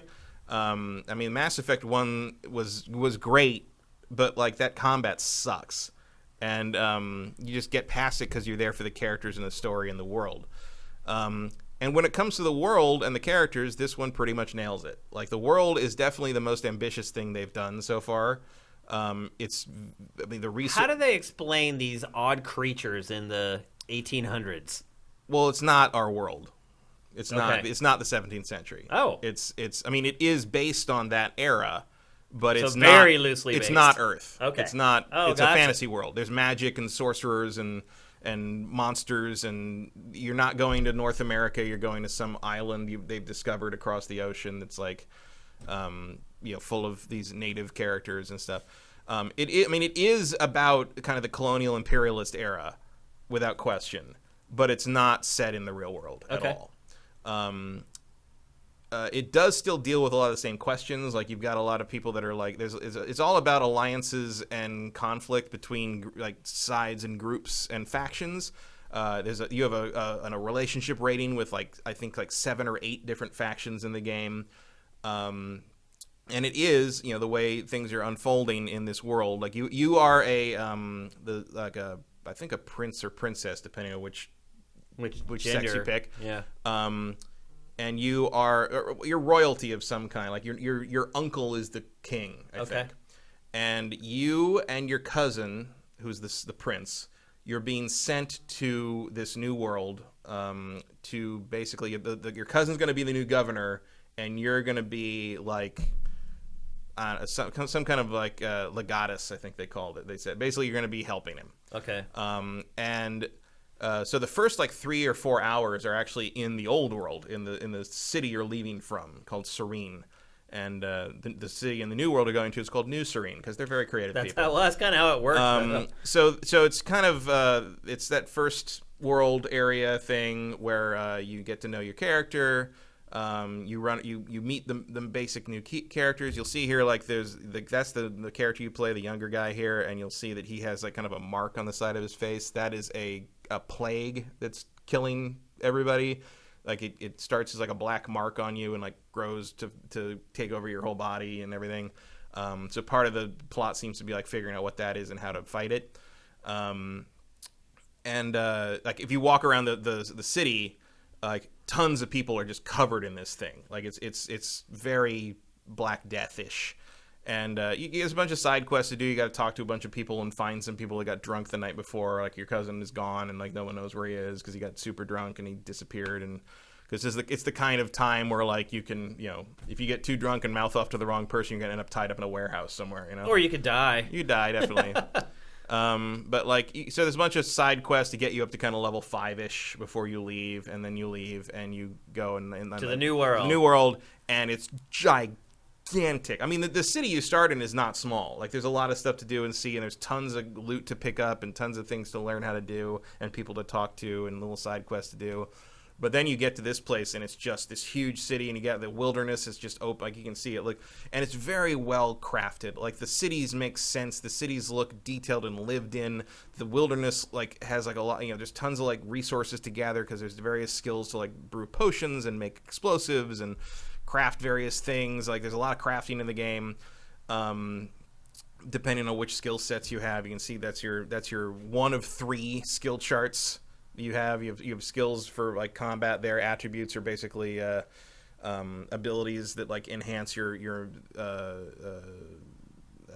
combat stuff and other things, and then talents are more there's charisma and vigor, and those can RPG tropes. RPG stuff that gets you you can get into tighter, different spaces with certain ones, and you can have better conversation options with others, like the standard kind of lock picking, that kind of thing. Yeah. So that's all kind of the baseline. But there is definitely like a colonialist, like kind of imperialist situation happening, because if you choose that as kind of the inspiration for your setting, you sort of inherit that as a thing. And so there are native people on this island, and there's various factions. So like there's a church faction whose name I can't remember. It's like Telelestrer or something like that. They are basically there's an inquisition, and they are basically they're burning people at the stake. They're prosecuting and chasing down heretics. One of the side quests early on is like this pair of heretics that they're trying to find and arrest and basically kill. And then you find out that basically the reason that's happening is because they wrote a paper that disagreed with the standard interpretation of scripture. So now they have to die. So you have the option to let them go, or help them find asylum, or arrest them and leave them to die. And depending on which one you do, you get different rewards, and you get different reputation boosts for different factions. And then there's a company called the Bridge Alliance, I think it's called. And that's basically like the British East India Company. Like it's a colonial-ish trading like sort of thing. And they hate the Inquisition, so like the different factions all have different opinions of each other. So the trick is, so far, and I've seen some people complain online that like the game doesn't really take a position on the imperialism thing, that you're just sort of that there's a lot of people that are there specifically state outright, we are here to exploit these savage, ignorant people, and we don't care what they think, and which is sounds familiar. Accurate to the thing.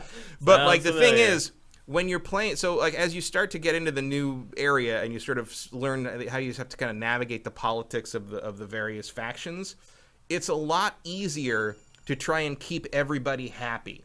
Okay. And just sort of like don't rock the boat, sort of like roll through it that way. But the trick is like if you do that, you're gonna end up doing a lot of stuff that you really aren't morally comfortable with. Like what? Like you'll have like Inquisition people just hunting down people and like cutting their throats, or like for reasons that are just like you disagreed with what I think about whatever religion scripture thing that like we've decided to call super sacred today. Or the like a mining company that's like exploiting an area and like not compensating the natives because they don't care what they think, or things like that. And you can't. There's always like at least 3 different ways to solve pretty much every quest. It's very. That's impressive. It's actually very Deus Ex in that like, and they do like a marker thing that'll show you like, okay, you got to get in this warehouse and do this thing, and like you'll be like, okay, I got to do that. Now you could like one early one, you have to go.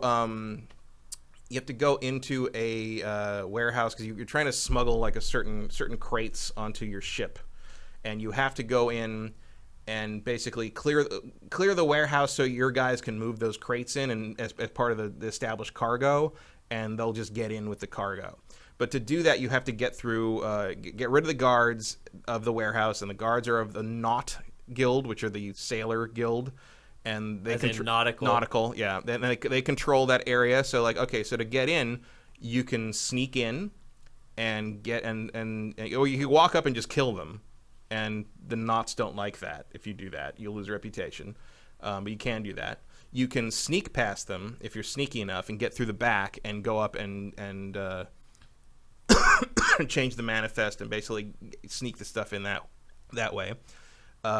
You can disguise yourself as a Naut with the right clothing if you found sailor clothing, and go up and pretend you're with them and share a drink with them. And if you have the science ability, you can brew a sleeping potion that will put the guards to sleep, and then you can bring those in. And the way I did it is I walked up in my sailor outfit, and I had enough charisma to convince them that I was their relief. That I was relieving them. And they're like, oh, thank God. And they left. And I'm like, okay, bring it in, boys. Like, so there are 4 different ways to solve that thing. Most of the quests that way? Almost all of them have that, yes. Wow, that's impressive. I mean, the heretic thing, 3 different ways to solve that. You Wow. could either arrest them, you could talk to your other friend, the ambassador, and give them asylum, or you just let them go and pretend you never saw them. Stuff like that. So every single like noted quest has had at least 3 solutions that I could see. That's impressive. It is very impressive, and that continues in the new world area. And they're not all noted. Like if you want to find like the more subtle ways, you have to explore the area and hop over the fence and find, oh, I can do this. This wall is weak, so if I have science, I can like create an explosive that will blow the back of that building out, and that'll get me through here, and I can sneak through that way. There was an early one where you had to like basically like your cousin had busted up a bar the night before, and the bartender won't tell you where he knows where he ended up going, but he won't tell you until you pay him for the damages. But if you have the crafting skill, you can repair the table he broke. So wow. and save the money. Crazy, man. So it's that kind of thing. So it's actually way more freeform in terms of how you solve the quest than any BioWare game has ever been. This game the art style looks like a cross between The Witcher and Bloodborne. Yeah, I can see how you'd say that. Like it does feel a little Bloodborne-ish in the sense of kind of the aesthetic. The thing about it is, so you played the Technomancer enough to know what I mean when I say that the character still has that spider's stickiness. Yeah. Maybe that's why they're called spiders. The character unintentionally kind of they move a little too long after you push the stick to be comfortable. Turning around feels very laborious because like you'll see there, like, when they stop moving, they have that sort of like jog to a halt thing. Yeah. Like that momentum takes forever. That's a very touchy thing. And you can't move the other direction until you finish doing that animation, so it feels very stop and go. And the other thing is, it only registers as a full. You can walk, and you can run, and then you can sprint if you hold a button. Now running, it only registers as running if you are holding exactly the cardinal direction of the direction that you're facing. The problem with that is, when I play games like this, I like to look around with the camera and still be running. So I'm kind of like taking the sights in as I'm looking left and forth. But I'm still running the direction I'm running.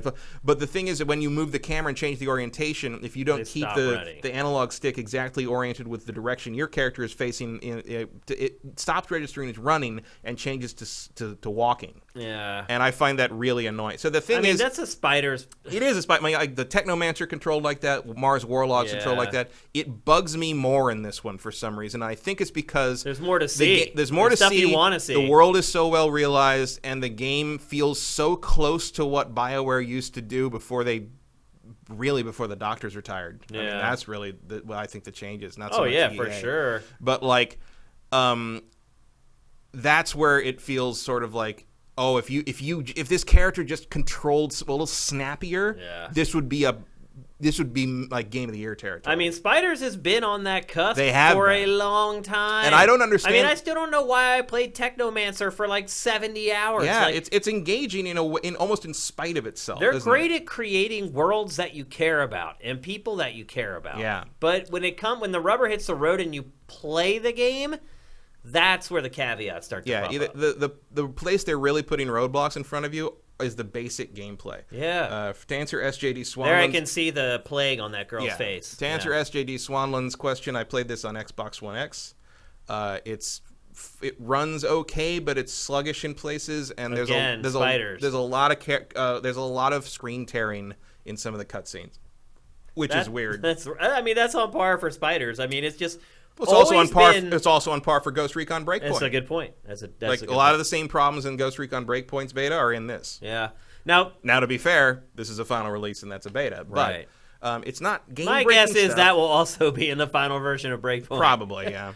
My question is, a lot of the gameplay we've been watching, it has several party members fighting with you. Yes. How does that work? I'm guessing those people aren't online and they're not real humans. Of course not. No, It's a single-player game only, as it should be.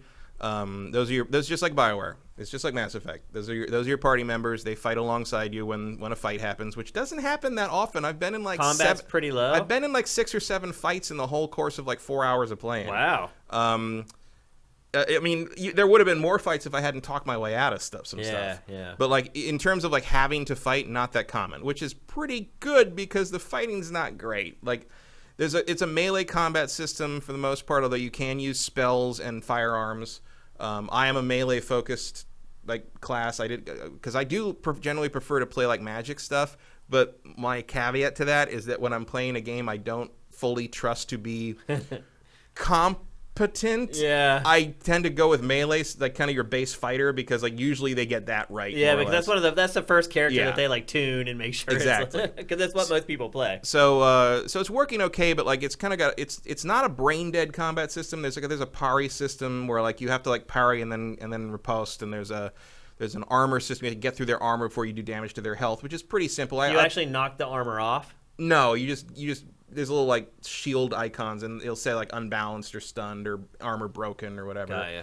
It's not that hard. Once you upgrade the sword a couple times, which I highly recommend picking craftsman early on as one of your early skills, because it lets you craft stuff and craft upgrade. You can craft upgrades for your armor that give you other skills. Interesting. So I was annoyed that I didn't have lockpick.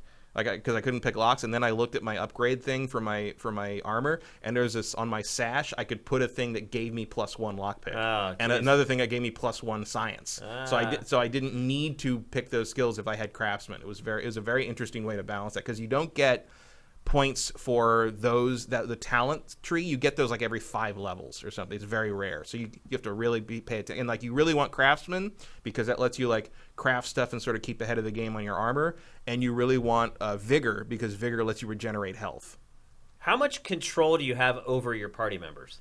Can you set them up and tell them what you want to do? You can tell them what to do on the fly. You can tell them what to do, like you do in BioWare. You have there is a real-time pause thing, like with Dragon Age, where if you want to go in and micromanage everything per character, you can. It's not turn-based; it is action-based, but you can affect how they behave. And you can go into pause and choose items to use and set things up like that. So if you want to play it more tactically, you can. I have not found a need for that so far. In fact, the only serious fight that I've been in was the first boss fight, which was against a giant monster that I literally dodged to the side around and hit him in the butt for a minute and a half, and he died. I was never even touched in the whole thing. So it's not a particularly challenging. I have not found it particularly challenging, especially once I upgraded my sword so I could penetrate armor better. And now instead of guys dying in 17 hits, they die in 3. And I'm sure that will change as I go through there's go ebbs through the and new flows areas and such. But I have not found it especially challenging. I have not. I don't find it. It's not like Dragon Age Origins, where if you're playing on above normal, you are going to need to plan your stuff out properly or you're going to die. This feels like a pretty easily balanced sort of as long as you're paying attention. And I would also recommend focusing on one character at a time, one enemy at a time. That seems to help, is focusing your firepower. I mean, that's a basic RPG thing, but it's not always obvious in an action game. I haven't had an issue with it. I'm pretty melee focused, so I don't know how the magic works. But you can pick whatever you want. There's no you start as whatever the 3 classes. There's a melee class, magic class, and I think a agility tactical thing. It gives you an alchemist or some shit like that, which is a mix of various things. But you can upgrade to whatever skills you want. You're not locked into your class at all. Is this a full price game? Yes. And it's PC, PS4, Xbox One. That sounds right, yeah. Yeah, I don't think there's a Switch version of this yet. No. I wouldn't want to see what they do to this on the Switch. Frankly. Yeah. It barely runs as it is on the Xbox One X. Yeah, it sounds like it's just holding on by its fingernails. Yeah, it's a functional but not particularly reliable 30 frames a second. Okay. Let's put it that way. Look, and some of that's hard to gauge because the character is so sluggish in places that I'm not always sure. You're is that a frame rate? I'm is the frame rate dropping, or is this just spiders? I don't know. So you haven't played. You played a handful of hours of it. Yeah. Based upon that, are you compelled to keep going forward? Absolutely. Yeah. You think you're gonna stick with this? I'm definitely gonna stick with it until I can't tolerate it any further. But I don't see that happening anytime soon. I'm very interested in the characters and the world and the decisions and how each quest unfolds and what I can do in each quest. And it has not bored me yet. It has annoyed me at times, and it has made me kind of facepalm here and there with how they just don't seem to get any better at certain things. But in terms of storytelling and voice acting and sort of quest design and world design, this is the best they've ever done by far. And give them one more game after this, and maybe put in someone who knows how a character should move properly. I feel like we've said that about the studio. We before. have, and I don't know why. I don't know have you played another third-person game? Because this should be pretty simple. Yeah. With another round of refinement on this, like they could churn out a Mass Effect 2. I think they could. I think this studio is very ripe for purchase. Definitely. I'm kind of surprised that Microsoft has not already, because this is right in the wheelhouse. If I were Microsoft, I would buy these guys tomorrow. Because give them some kind of guidance. Control guy. I feel like that's what this studio needs. Send someone from Ninja Theory over there to tell them what smooth means. I don't know. Something. It just needs that Western support. I mean, they're from the West, but... Right, but the Eurojank is strong. Yeah, they need someone in the U.S. who's going to give them some money and some time to put that extra layer on, and they need someone to tell them what that extra layer is. Right. Because we have been saying this about Spiders for its last, 3 or 4 games now. We're like, the next one. It's the next one that's going to be the 8 out of 10, the 9 out of 10. Well, there'll be 3 games, because I think they've only made 3 games. Well, they made... Didn't they make something before Technomancer, though? Mars Warlogs. Oh, that was before Technomancer. I thought that was a sequel to Technomancer. No, Technomancer is the sequel to that. Flipped. Yeah, okay. Gotcha. And I knew they had made something before Technomancer, so I thought that was the extra This is not super far off Technomancer, except in the sense of the combat's very different, and the world is just... The ambition of the world they're doing here is beyond anything they've done before, to an order of magnitude. This is definitely going to get a sequel. I would think so. Even if it doesn't sell particularly well, you can just see it's done a great job of building this world. Mm-hmm. It's a compelling world. It's something I'm interested in. It doesn't look like anything else except maybe Bloodborne. Yep, I have a review code sitting in my inbox, and I didn't know if I was going to play it. I thought about maybe just giving the code away, but after talking to you about it, I am going to play it. You could actually see there the armor things go away up top. Yeah. So you see how once there's 3 armor shields that are empty now on the boss's life bar. Once those went away, the life damage on the bar doubled. Right. Okay. So that's kind of what they're doing, and then that will regenerate as you get out of combat. And then you can see she has kind of electricity around her hands, that's a fury move. So you can use the left trigger, and that'll be a guaranteed hit. They're trying to make the combat something with some depth and interest, but I just don't feel it doesn't feel good. It doesn't Their feel good to play. combat never feels good. Well, the other weird thing is the tutorial has you up against guys that aren't going to hurt you, but also you can't really hurt them, so it's hard to see that you're doing anything of use against them. It's not until you get in your first real fight that you really understand how it works. Gotcha. And it's a lot simpler than it maybe felt like it was in the tutorial. So people are wondering, do they buy this, Matt? I mean, if you especially within the time frame that it's coming out. If you like the old school BioWare stuff and sort of the Deus Ex style, immersive sim open-ended quest design, and you can handle some jank, I don't miss this one. So far, this is delivering exactly what I hoped, except for obviously we always hope that Spiders is going to revamp their character movement system. That hasn't really happened here. But other than that, this is the best BioWare game in years.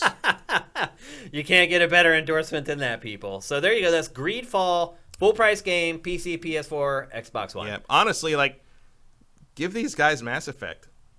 Wow. Brave, Kyle. Can't be worse than Andromeda. I don't know. One thing I would say Andromeda felt about Andromeda that was good was the gameplay. Yeah. It felt great to play. That's the one thing that Andromeda did well. So what they really need to do is they need to merge these two teams together, and then they have the perfect action RPG. Yeah. Make it happen, EA. There you go. EA would never buy this. EA wouldn't. No. EA would definitely not happening. Go Hunt Rage Active is actually made by BioWare. No, it's not. It's made by a team called Spiders. Yes. Yeah. I feel like we said Spiders 100 times. Spiders. All right. It's time to move on. We're going to talk next about Nintendo. I feel like we haven't talked about Nintendo. Well, no, the Direct was last week, and we had a pretty big section. We talk about Nintendo all the time. You know what? You're right. I try to get all 3 platforms and PC into the show every episode. So when I'm putting topics together for GameFace and I look at them and I'm making some tough cuts, I'll say, okay, do we have anything for the people who really like Nintendo this week? And so I do try to make sure there's something for everyone in every episode of GameFace. We did talk extensively about the Direct last week. We're going to talk this week about Nintendo's Blue Ocean strategy. We've heard so much about Nintendo's Blue Ocean strategy from Nintendo itself. That was its calling card when it announced the Wii. It's like, we're going Blue Ocean. Everyone else is in the Red Ocean getting eaten by the sharks. We're going to go into our own patch of water where there's nobody else, and we can do our own thing. That was just a stealth way of announcing Endless Ocean. Yeah. I think at first people thought it worked because the Wii was such a huge success. But ultimately, Nintendo moved a lot of hardware, but did not move a ton of software. No. I mean, obviously, Wii Sports sold out the butt, and some of the... Well, yeah, because they came with a system. Right, but even after that, they sold it separately. Wii Sports and Wii Play were your two big hits because people wanted the extra controller that came in Wii Play. Came in Wii Play. Yeah. And I have always said with no actual statistical backing that my bet would be at least 50% of all the Wiis on the planet never played anything other than Wii Play and Wii Sports. I would agree with that as well.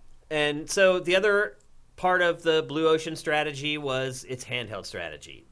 The DS, the 2DS, the 3DS, 2 screens, and then 3D, and with a touch screen. And that was very successful for Nintendo on both counts, on hardware sales and software sales. But since then... And the DS is still the most successful system of all time. Right, yeah. But since then, things have changed. It feels like Nintendo has stopped swimming in the blue ocean to swim in the blood-infested waters with everybody else with Switch. Would you agree with that? No. No? What is blue ocean about Switch? Well, nothing's blue ocean about it except for the fact that the others don't consider competition. Yeah. Like, I don't know if that counts as blue ocean, but, like, clearly Microsoft is not threatened by the Switch. And I think Sony would say that the Switch is not their competition because they're just not putting out the same kind of games. Do you believe that, or do you think that's a convenient way for these other guys to say, we're not really getting our butts kicked by Nintendo? I believe it, without question. Like something like 60% of Switch owners, it's their second system. So what spurred this on is this trailer we're watching right now. This thing. Which is this weird exercise band thing. I feel like Switch. They let the guys who worked on the Wii out of the closet or something. It's like, this has like Wii Fit and all that other crap all over it. Whatever basement they were keeping these guys in, they're like, all right, fine, you can come design a peripheral. They're like, you put cardboard on the system. You're like, okay, come on. So what happened was I saw this trailer, and there's more information coming on this on the 12th, on Thursday at TGS. And I watched this, and I'm like, this feels like Wii era Nintendo. Oh, yeah, this is like Wii Fit vibes for sure. Yeah. And I think what struck me the hardest, though, was that I didn't have this idea of Nintendo anymore since Switch launched. This to me was not something that Nintendo does anymore. See, I don't agree with that because we have had Labo. I mean, that's pretty... Nintendo periodically does these weird, off-the-wall things. And I'm not saying this is like Labo, because Labo's obviously a very different audience. It's for younger kids and kind of like the more crafty stuff. But this is the same kind of... This like, hey, let's use this hardware for a more inventive or more out-of-the-box way of... I mean, obviously, out-of-the-box is a weird way to describe Labo because it's made of boxes. It is a box. but like out-of-the-box thinking in terms of like, hey, let's just see if we can do this weird thing.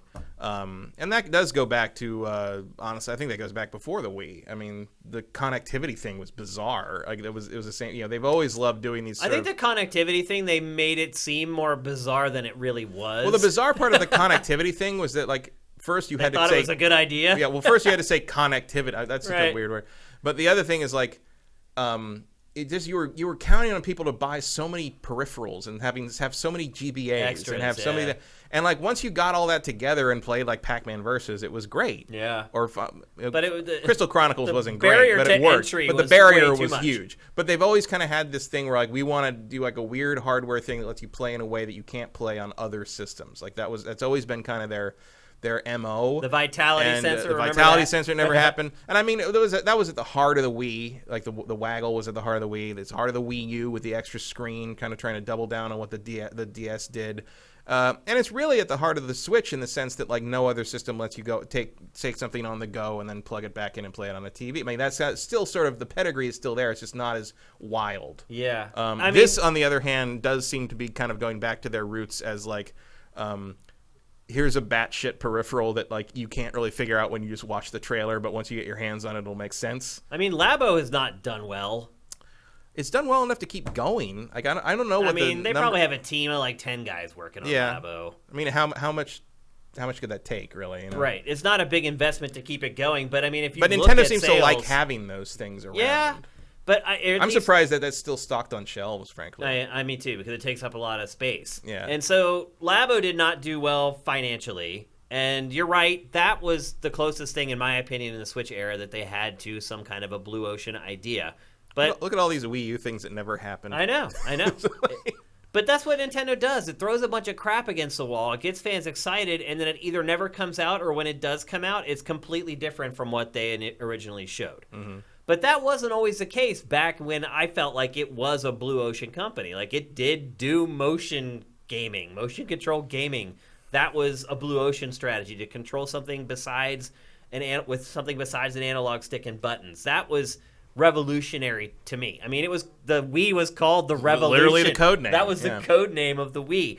And I feel like Nintendo's got away from that, and I think it's the right idea. Because if you look at the Switch, sure, you can plug it in and it plays as a console. Pachter doesn't even look at it as a console. He literally just calls it a handheld. Because it's kind of going that way with the light and everything else. So until the Pro comes out, I guess. I mean, if the patent leak was right for the Lite, the Pro, whatever we're calling it, but the Pro was also part of that. So. See, I don't look at the Switch as blue ocean. I look at it as innovative. And there's a difference between innovative and blue ocean. Blue ocean is doing something no one ever dreamed of. Innovation is using existing paradigms and working them in a way that no one else thought of. Yeah, I mean, I think blue ocean is the PR bullshit. It is. It is. Innovation is But it was a mantra that Nintendo operated its business by. And I feel like... When was the last time they said that, though? Oh, they still say it. Do they? Oh, Nintendo still thinks it's in the blue ocean. I think it just did that with the Lite. I think the Switch Lite, it was actually meant, that phrase was actually mentioned in like the trailer for it. So, to me, the best Nintendo... Well, they clearly are working off a different blue ocean definition than we are then, because there's nothing... No one's ever done this before about a handheld system. No, I mean, also, if you remember, the PSP Go, you could plug that into a cradle, and it had a cable that you could plug into your TV. Video out. It's not even, Switch isn't even all that innovative. I mean, the Switch innovation is the convenience and the ease of it. Right. It's the speed. So to me, the Switch has not been a blue ocean thing for Nintendo, as flimsy as that descriptor is. I mean, I still don't think that just because they're not doing blue ocean in that regard anymore means they're in the same ocean as Sony and Microsoft. But what I'm getting at is the closer Nintendo has come to swimming in those same waters, the more successful it has been and it has become. Nintendo is doing very well right now because it's supplying a ton of software to its platform. Sure, you can play it handheld or docked or whatever, but it's supplying a lot of software to its platform. It has a platform that is easy to develop for and easy to port other games to. Therefore, it's getting a lot more third-party support and indie support. So, to me, the closer Nintendo goes to the mean, which I think a lot of people would also argue getting closer to the mean would be producing hardware that's more powerful than what it's producing right now. Mm-hmm. The closer it gets to the mean, the more successful it is. The more mainstream Nintendo's platforms are, the more successful they are. Look back. Yeah, but I would say that they can only go so far with that, because once you put yourself in direct competition with Sony, you're kind of back in the same boat again. That pushed them into that blue ocean strategy in the first place. Now, I don't know if Sony is the monolith that they were in the PS2 era. They probably certainly aren't.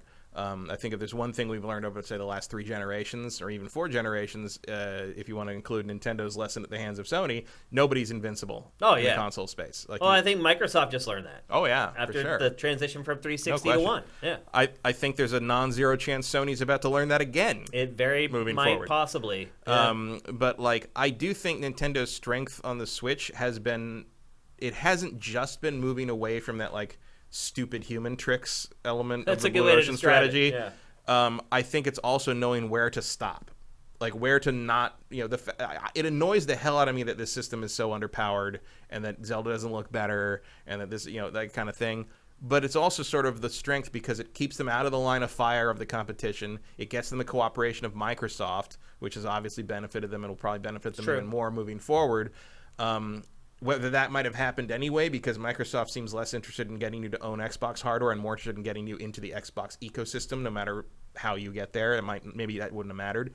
But I think keeping out of the line of fire of Sony and just doing their own thing is sort of like this. They're riding that line, and it's really working for them. And also, I think you've seen just from software sales that like the fan base doesn't care that it's not like perfect 4K all the time. They just want the games and they want them, and it's kind of a good enough thing.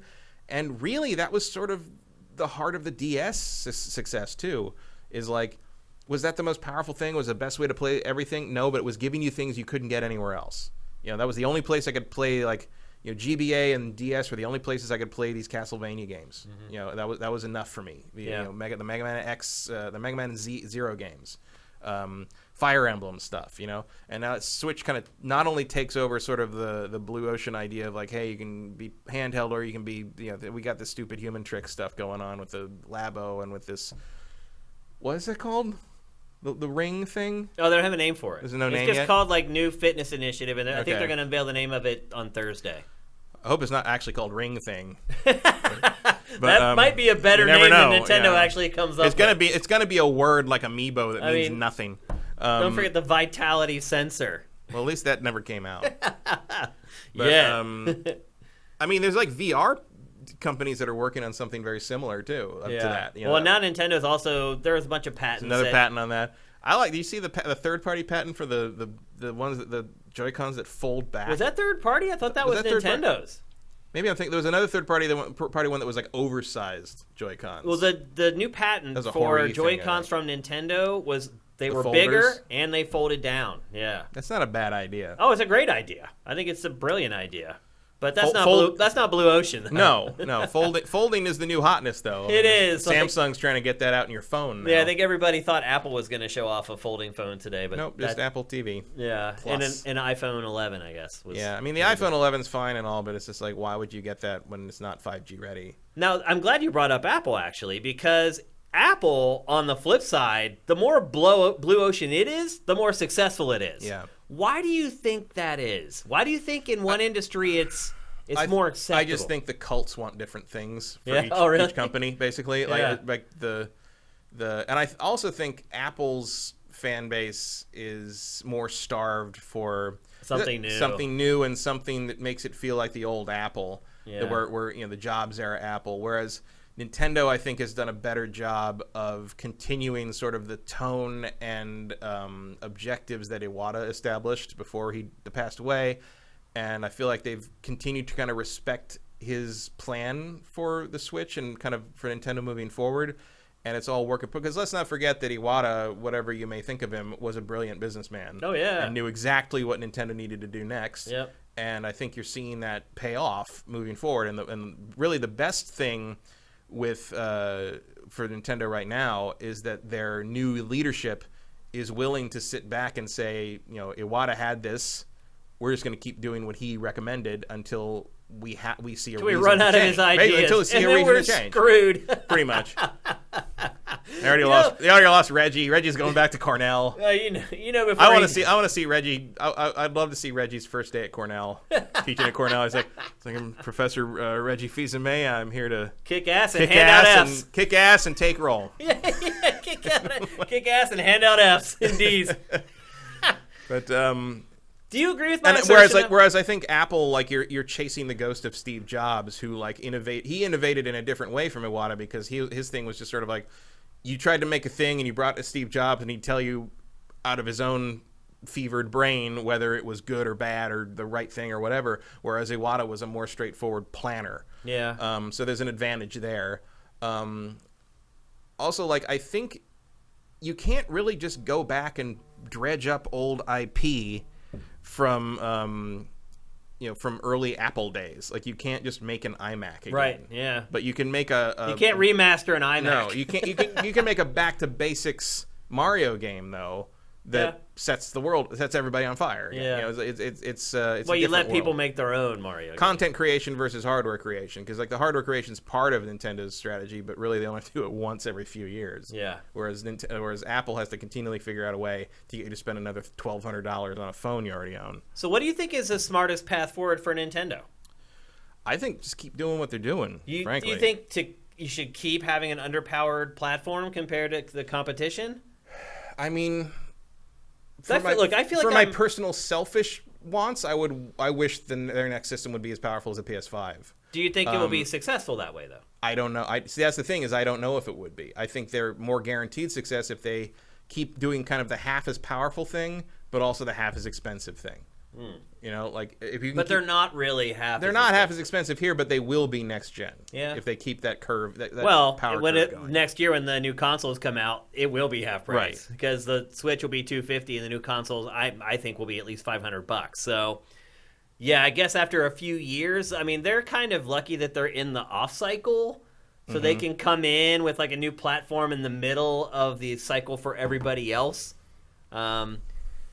But to me, I don't know. I think having I don't see how Nintendo having a console as powerful as PS5 and Xbox 2 or Scarlet, whatever it ends up being called, I just can't ever see where that would be a bad thing.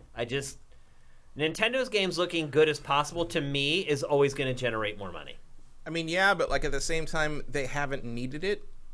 So why up that cost? Like, I think as from a business standpoint, I mean, personally, I would love Metroid Prime 4 to look as good as Halo 5. Yeah. But like, I'm the weird exception in that. Like, I don't think you're weird, man. I think I am. I think I don't know. I mean, I'm sure the Nintendo faithful would also pay $500-$600 for the next Nintendo system, but that's not going to get you the sales that the Switch has. You know, like I think again, especially when you've got the Switch also had an advantage. I think that it came in so late in the gen that no one was saving money for a console. It was late in the gen, but it wasn't so late in the gen that everybody was trying to save money for a new console. They were willing to jump in on that Switch. Forget $300 is not. Was it $350? $300? Yeah. It was like was it $350 or $300? $300. $350? $300 for Switch. It launched $300, I believe. Like, that's not a huge outlay. Huge jump in. Except it was the same as what the PS4 was costing at that. But it was what 3 years after you'd bought that. Yeah. So was it 3 or? Yeah, I mean 4? They haven't really dropped the price on the latest like Gen 8 consoles. Not too much. Not at the rate they used to. The Switch hasn't. I mean, look, the touchscreen on the Switch is going to keep that price at a certain point no matter what. Yeah. Like, it's the same reason the Wii U never really dropped in price, even though it was, you'd think there would have been a fire sale clearance on those things at some point, but instead Nintendo just bought them all back from the retailers. Yep. Which is, again, why I'm so pleased to see them moving Wii U exclusives forward onto the Switch and, of course, by extension, future Nintendo systems, because eventually those Wii U gamepads are going to stop working and you will never be able to play those games again. Yeah, I mean, they're not going to work. Yeah. I don't know. I think if you just look at Nintendo's history, every time it has gotten close to the competition, it seems to do better. When it even went back in the SNES. I don't know if that's true of the N64. I mean, the thing about it was ahead of the curve there, though, with the N64. It didn't make a console of equal power to PlayStation 1. It was more powerful, at least in some ways. It depends on what you wanted. I mean, there's no denying it could compute more. It was a more powerful system. Yeah, but it didn't have the AV capabilities that CDs gave the PlayStation 1, so they kind of went in a weird direction with that. But, I mean, the real argument against that is the GameCube, which was on par with the other systems of the generation and just didn't do anything. It didn't get anywhere. Even though I would argue that in a lot of cases, I think even if it wasn't the most powerful system, which I think is still debatable, I think GameCube had the best image quality. I agree. Of the three systems that gen. Even with the Xbox's power, like there's nothing that looks as sharp as Rogue Leader or Metroid Prime or Mario Sunshine. I don't even like Mario Sunshine, but Mario Sunshine is a gorgeous game. And that always frustrated me about the Wii and the Wii U was kind of that step back in image quality. Yeah. The Wii looked terrible. Which the Switch doesn't. Even with component cables, it looked terrible. I mean, even if Xenoblade Chronicles was just a straight remaster and not like a remake the way they're doing it, like it's not a full remake, but they're redoing everything. Like they're not just up-resing the textures and calling it a day. I would still buy it. It was just a straight remaster because that game, even in its original Wii form, like if you run it on the Dolphin emulator, that game's gorgeous. If you put it through, you put it through an image quality. All those games look gorgeous on Dolphin. It's crazy. Super Mario Galaxy, like I'd love to have all those things move forward. But anyway, Vincent brings up a good point. He says if Nintendo's next console is as powerful as the other ones, the games will take longer to make. Yeah. I mean, one would hope that kind of moving away from the two-pillar development system, like now, and I think you're already seeing that where like the Switch's dividends. The Switch's release schedule is full of stuff almost every month. Yep. So like you're finally seeing that like if you concentrate their release schedule from the handhelds and the consoles and put them on one system, you've got a full schedule of things all year. So that's finally working for them. Having the architecture of their platform be such a way that it's very easy to port other games over instead of having to code to the metal like a lot of old Nintendo platforms worked. I think that's a huge advantage as well. Oh, for sure. Being able to have somebody work with like an Unreal Engine and not have to like constantly call you to consult on how to get features to work because it's just all there in the API. Huge difference from the way Nintendo used to operate. I just think I think the time to make the Nintendo system as powerful as the Sony system is something that Nintendo has to kind of make a kind of basically eyeball. Yeah. Like, I don't know if that's this generation. I don't think it is. I think the Switch's successor should be still a smooth curve in power up from the Switch. It shouldn't be it shouldn't be a Scarlet. It shouldn't be a PS5. It should be Switch 2. Whatever that works out to. I mean, look, because right now the lack of third-party support is not really hurting them. I don't know if that will eventually hurt them. Like that's a thing that Nintendo needs to use their own market research to determine is if there's going to hit a point where the fact that they do not have multi-platform library parity is going to be a sales depressant. I don't think it's definitely not happening on the Switch, and I don't think it's. I don't think you know if it's happening on the Switch. I mean, the Switch is doing great, but could it be doing even better? Well, that's just like brainless capitalist thinking. Like that doesn't make any sense. Like if you're already having that kind of success after 2 generations of subpar behavior, especially the Wii U, but also I don't think they're as happy with the Wii as people believe they would be, because while the Wii did sell crazy volumes of hardware, software just did not sell on that thing. Yeah, I know. And like they have to be happier with the Switch and how much software it sells, because you've got attach rates on this thing in the 80% for the big games, whereas like for Mario Galaxy, one of the best Mario games ever, it was like 8 to 10%, which is crazy. It is crazy. So this is a much more all-around successful gambit. Is power holding them back? Like, it doesn't seem like it. I mean, you could kind of say, maybe they could be doing much better, but then you just sound like an overachiever parent at that point. Well, I mean, as a business, you want to be an overachiever. Because maybe that's something you'd say to a kid who's getting like C's. I don't think Nintendo's getting C's right now. No, definitely not. It's doing an amazing. I mean, they're dominating the charts every freaking month. Like, yeah. It's like it just feels like kind of that. It feels like an extension of that infinite growth idea. It's like you just came off the Wii U. The Wii U was a really bad stumble. You lost your president due to tragic circumstances, but you're doing really well.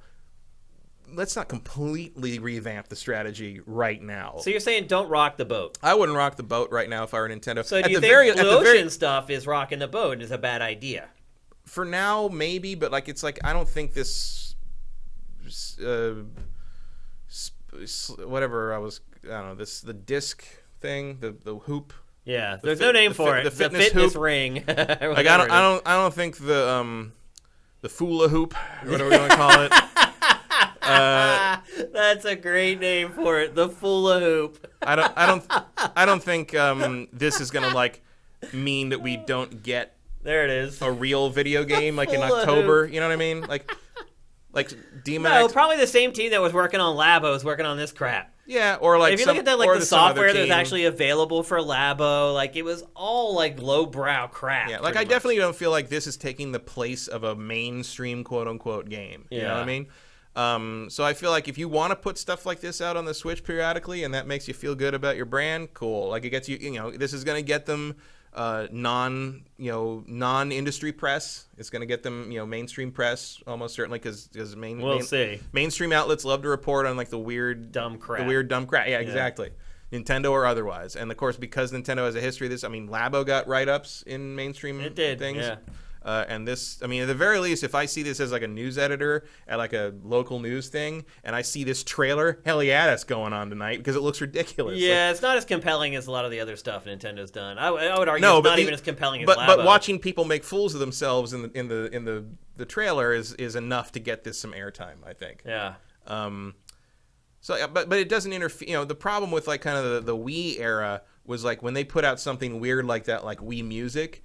That took the place of the game that quarter. Yeah, I mean, they were big games for like Nintendo. There were stretches of 6 to 9 months where nothing came out from Nintendo. You're only getting on like Wii Fit, Wii Fit Plus, and like all this other motion control crap. And then you get Jeff Keighley asking Reggie where the games are, and Reggie being like, "What are you talking about? Well, you got Animal Crossing." This is like, bro, you're not getting it, Reg. You're not getting it.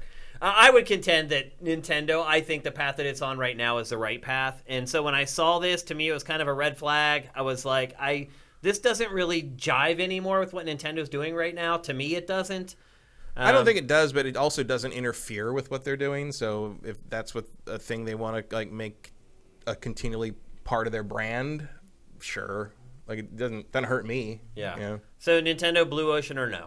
Should it swim in a blue ocean or should it stay with everybody else in the red ocean? I mean, I think they can do like these blue ocean products like this. These little one-off things, circle workle thing or whatever, but like the core of the Switch is not. It's not Blue Ocean. We're gonna do what we do really well. Like we make video games that people like, and we are going to make really good versions of those video games on this hardware that does a thing that people want. Done. Okay. Like that's not Blue Ocean. That's just smart business. Yeah. Yeah. So I would prefer like the Blue Ocean thing. I feel started because they realized after the GameCube generation that they could not compete with Sony as like sort of a multimedia platform, so they decided to go in a different direction. And to some degree that worked, but I think the Switch is a refinement of that strategy into like we don't have to go off and do crazy stuff because we lost the core gamers doing that, so we can come back and just reinvent ourselves. Just basically do it well. Like that's like like this it ain't broken. You don't have to fix it, but you do have to execute. Yeah. And so I think that's what they've done with the Switch, and I think they do that over and over with every major software release, and they just have to keep the quality up. That's all. Okay. All right. Would I like it on a really more powerful system? Absolutely. Yeah. Do I think that is the best business choice right now? Probably not. Wait and see what the PS5 and the Scarlet do. I mean, Nintendo has that advantage of waiting to see what they do. And it could be even a case. Like a spiders. And look, I'm okay with 2 years later, the Nintendo platform coming out and being on parity with the two that came out 2 years earlier. Yeah. When the technology is cheaper and maybe Nintendo can afford it. Like, I don't think you're going to get that. I don't either. Because it has to be a handheld. Yeah. And that's one thing Pactor is 1,000% on the money with Switch. It's a handheld. That's a big reason why it's selling as well as it is. Great software, sure. Nintendo always has great software. But it's a handheld. And I think the difference between GameCube and Switch, you're talking about, kind of going back to the mean didn't work out for GameCube. It was a console only. It wasn't a handheld. I think if Nintendo were to launch a hyper powerful just console, doomed. We'd love it. But if you want to launch a hyper powerful console, but also launch the handheld, the light version, if you want to have like handheld and Switch version and dedicated console versions of all the same system, like all the software just works on it and it just scales, And you had the option I'm behind that. Yeah, and you had the option. You want to sell me like some boutique $500, $600 like Nintendo Super System? I'll buy that. I don't care. I don't care about the handheld stuff. I'll be perfectly honest with you. Do that. I mean, we're at the point with game graphics that, like, if Nintendo with its next piece of hardware just put out this hyper powerful thing and was like, "Look, this is our platform for the next 10 years," I'd be okay with that. Yeah. Because we've reached a point now where games look so good, you're gonna have to. It's the law of diminishing returns. You're gonna have to invest so much money for such a small incremental upgrade. Once you get some ray tracing in there, I think you're done. You're pretty good for the next 10 years. Like so. Until Nvidia comes up with whatever the next thing is. Whatever the next whiz-bang effect is going to be. But I think Nintendo in particular could get away with that. They could put out something that's at the top of the curve or maybe a slight bump ahead, and they could keep that for 10 years. And I don't think a lot of people will complain about it. So it'll be interesting to see what it does. It's learned a lot of lessons. I mean, they're almost doing that with the Switch because the Switch is basically a Tegra. Yeah. You know, it's an NVIDIA shield. Yeah, it's true. It's absolutely true. It'll be interesting to see what Nintendo does. I have a feeling after we really get a good idea, and look, Nintendo's already working on the next platform. It's not like it's waiting for PS5 and Xbox 2 to come out before. It's already been. It was doing R&D on the Switch 2 before the Switch came out. There's not a ton of wiggle room. Although I would argue that of the three platform holders, Nintendo does have the most wiggle room as far as being able to be nimble and be able to change course more quickly than the other guys. I think they definitely have the most room to choose what they're going to be next. Yeah. I mean, Sony and Microsoft are kind of pigeonholed into you got to make a mega powerful console, and that's that. Like, even though clearly Xbox is not as interested in selling hardware anymore, they still have to step up with the hardware. Like, the hardware still has to be there. It has to. Yep. So it's you're definitely seeing them kind of locked into what they're going to be. Yep.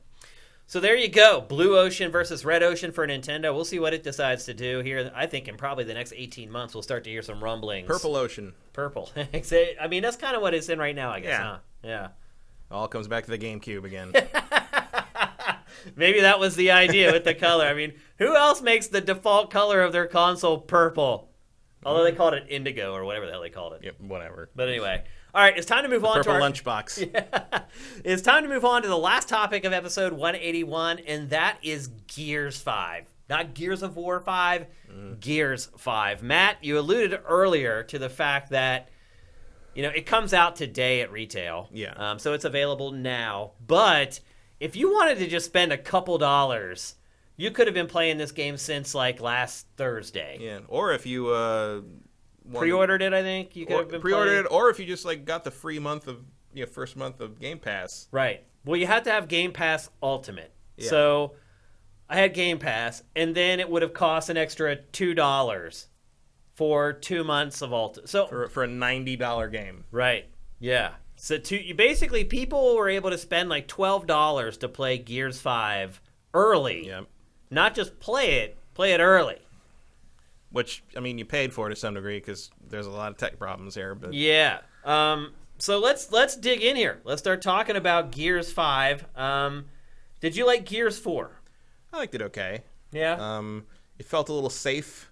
Yep. And it had that usual Microsoft this gen thing of like the whole story was Act 1. It had that I told you this story to tell you this story thing going on where it's like, well, the next one will be the real story we wanted to tell, but we had to set it up with this. Now, to be fair, I'm not done with this game. I'm right at the end of Act 2 of 4. But it feels I'm like almost done with Act 3. So it feels so far that they actually did tell a story. Yeah, I think the story in this is really good. Yeah. I also think the writing in this is really good. It's definitely better. It's a step up than what they've done before. I can't believe it's a Gears game. Yeah. Like, there's some genuinely touching moments in this game. And there's some characters, and I remember their names, and they're not just Marcus and Dom. And like it was, they've like figured out something to do with Baird that makes sense. Yeah. Like it's Dell actually has a personality this time. They stepped it up, and it works. I really like the story. I really like the characters in this. I feel like the characters actually have some depth and levels to them. Like, I'm like, I understand why they're doing what they're doing. Yeah, it all makes sense. They're not just big suits of armor. It's not convoluted. It's not a big meathead plot. Like, it has touches of that. But the thing I like the most is that you really get a look at how this world works, and how which you've never seen before. They fill in all kinds of backstory from like back when Cliffy was working on this franchise. And there's like one of the interesting things about this one that I think they do certainly more than anyone else is that hurt. Never even saw it coming. It just went from aiming down the sights to dead. Yeah. The idea that Cliffy used to use to illustrate what the idea behind the aesthetic of Gears was destroyed beauty. Yeah. Which was the idea that like this was a beautiful planet with like amazing architecture and these gorgeous buildings, and like you were just going through the ruins of them. It was like we took these things, we made these beautiful things, and we just destroyed them. Yeah. And the interesting thing about that is sort of as you've gone through the series, like this is humanity on another planet. Early on, the backstory was that this was one of Earth's colony worlds that was basically like thousands of years post-colony. And like basically humans had been on this planet for so long, they might as well have been on this planet from the beginning. Like they didn't even remember Earth. What Earth was like. Yeah. Now I think they've retconned that to be like this is just an alternate universe and this is where humans grew up, which doesn't make a whole lot of sense to me because I like the idea that no one knew that the locusts were underground, but I think they've changed sort of the origin of the locust to be like more of a science gone wrong thing, which they get into in Gears 4 and especially in this. But the interesting thing to me was always that like the COG was sort of like it was rulership that needed to be there because they were at war all this time, but also the COG kind of had a fascist sort of totalitarian look, and people were against it, and they just like were willing to abandon people to stranded during the war, and then like what happens to those people when the war is over, and they touch on that a little bit in 4, but in this one you get to what I think is fascinating is you get to see like undamaged cities they're in, and you walk through the halls of power at one point to meet with the first minister or whatever they call the leader of the COG, and you see what all this architecture looks like without the grime and the explosions and the damage on it. And like the fascinating element of that to me is I want to know more about this human race on this planet that is so focused on making these beautiful things but also does so many ugly things around it. Like the friction between those two things is really interesting. And I feel like Gears 5 is the first game in the series to pick that up and run with it. And I love that theme. And the fact that that's what they're doing with this is really great to me. I mean, the story is really about her. It is, yeah. And her finding out also really where smart, she came from. And really smart of them to figure out that that's the focus after Gears 4. Because look, JD, I don't dislike JD, but he's I don't like him. He's a little bland. Like when there's not much to him. When this game first started and you play as him, I was like, really? Yeah. I have to play as the worst character in this game? I admit that because when you load up, everything's done kind of server setup sort of stuff. And I admit when I started the campaign, they show like the characters you play. I admit I went to JD and tried to switch off him, and it said like one player has to play JD for this section of the campaign. I'm like, oh, fine. I mean, they do jump around. You play as several Now, to be characters. fair, the thrust of the one act you play him as is that JD is an idiot. Pretty much. And at the end of the act, he's basically exposed as an idiot. Yeah, which I appreciate. Like, I've never expected to have a story that I cared about in a Gears of War game. Although it's also still it's more compelling than maybe we're making that out to be, because the things he's doing is sort of a thing that frankly, Marcus would have done in the original 3 games. Yeah. But it just doesn't work out as magically well for him. I mean, that's part of the plot as well. Yeah. Is the dynamic between him and his dad, and him struggling to not be like his dad, and everyone else telling him you're totally your dad. You're exactly like your dad. By Act 2, you've got the same beard and the same lack of hair, and like this. I mean, you might as well just put the bandana on and be done with it. I mean, let's be honest. As human beings, I think we all go through that. Oh yeah. Like my mom has a thing hanging in her bathroom that says, "Mirror, mirror on the wall, I am my mother after all." And I think we all fight against trying to become what our parents, even though our parents may be awesome and great people, there's just like this intrinsic thing inside us that we don't want to just be carbon copies of our parents. And so I think that plot line in this game will resonate with a lot of people because, people still revere his dad and people respect the crap out of his dad. But even with that, he's still like, no, I'm my own person. I want to be my own man. But ultimately, time and time again, the plot twists, and there he is again, acting just like Pops. Yeah, and all of it, like, kind of, there's a lot of thought put into how those characters sort of bounce off each other in that regard. Like the fact that Marcus still calls him James. Yeah. Like, even though he's JD to everybody else. Yep. And you assume that probably he goes by JD because he hates the fact that his dad calls him James. Yeah, it's great. There's a lot to it. I like how which is not a thing I ever thought I'd say about Gears of War. No, I mean, just also as you play through the game, you have a robot companion named Jack, which I'm glad is back because he was missing from 4. Right. And they not only brought back Jack, which was one of my favorite little things that no one really takes note of from the original games, but Jack is like a big part of the progression, and like he's a big gameplay element. They do a great job humanizing him. Like, there's one scene where like he's trapped out and a trap door is about to shut, and most of the team is like, "Who gives a crap?" But like the guy who owns him is like, "No, that's like, it's my bro. Like, we got to let him in." And like he gets in the door just at the last minute, and it's interesting to see everyone's reactions. Some people are what Kate says, "Who gives a shit?" Well, that's Dave, their first robot. Yeah. And he says, she says, "Who gives a shit? He's a robot." And Del says, "That's not his fault." Right. Yeah. And I'm like, what an interesting response to like that's a like there's no argument against it. It's like, yeah, because they do seem to have some measure of sentience, at least on the level of like a dog. Yeah. And then the new one you get, Jack, is a new build from Baird. Yep. And they get facial expressions out of 4 lenses on the end of his face. Like, they just rotate, and you get like mad, and you get happy, and you get. I mean, it's amazing what they do with that. I mean, let's just say this game is on Xbox One is like a technical marvel. It is. I mean, this is one of the best looking games I've ever played. Seriously, without any question. It is Xbox One's. Technically, it is Xbox One's God of War. It is so far beyond like what we've seen on this platform. Like, I'm playing it. All this footage, by the way, base Xbox One. Wow. None of this is X. This is base Xbox One. Impressive. And it still runs like grease lightning. Now, they cheat.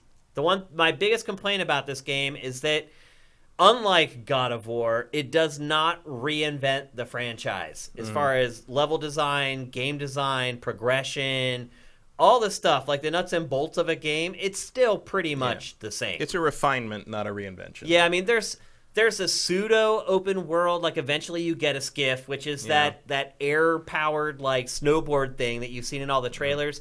Which is it's more like in Uncharted 4. Really. Yeah, it's more that's a good comparison. It's like an open area with points of interest. Yeah. It's not an open world. That's just one big open space where you can go anywhere you want. There are very defined levels that you go through. You find little points of interest that are usually marked by these yellow flags. Yep. And then you hop over a thing and you kind of fight you fight a fight and you find some stuff and then you leave it and get back on the skiff and ride around. Like it's basically like they've taken a bunch of little handcrafted side missions and plopped them down in a big empty map. Right, and then you just travel with the skiff from one to the other, and then which is fun. Like I enjoy this. The skiff looks cool. That the snow stuff is neat. The persistence of the footprints and the skid prints in the snow is crazy. Oh my god, it stays for forever. So I'm glad you brought that up because I actually forgot to put that in my notes, and I have a ton of notes about this game.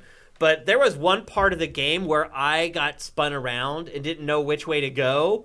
And I looked at the snow and I could see the footprints where I had come into the area. And I'm like, well, I got to go the other way. And absolutely, you're right, man. The snow and the deformation in this game, amazing. It looks so freaking good. This whole game looks good, man. The environmental destruction, like that seems to be like a focus for them in this game. And it's just all over the place. Like, the world is always crumbling down all around you. Like, we talked about how we saw Gears 4. I did that same thing there. Oh, really? Like, they want you to stealth kill with B, but I no way, I'm sawing him. Yeah. That is one weird thing about it, where like switching the chainsaw to right bumper trips me up constantly. It takes me a while, absolutely. What was I saying before, though? You're talking about... snow skiff and footprints and environmental stuff and the destruction of the environment and things are falling apart all the time. Yeah, I can't remember where I was going after that, though. I got distracted. I don't know. But it is very impressive debris, and even when just like kind of, like we've seen thousands of levels collapse Yeah. But this one, it's just constant. But like the detail on it and the there's something just like visceral. Well, then there's the one section works. where you're hiking up the mountain covered in snow, and the gigantic boulders just start rolling down the mountainside. Like, it's pretty insane, man. Like, this game is gorgeous. Like, I can't imagine playing on an X. Like, it's blowing my mind on the base Xbox One. I mean, this doesn't look too far off from really. I mean, the X seems to have like some more details on the foliage. Oh, I remember now what I was saying. And I mean, the X, I don't know what the frame rate is here, but like the X is a butter 60 frames a second. Yeah. The frame rate's rock solid. What I was gonna say before was, remember at E3. Was it you and I that went in and saw Gears 4 running in 4K in that crazy Atmos theater? Yeah. And remember how that game looked like a different game?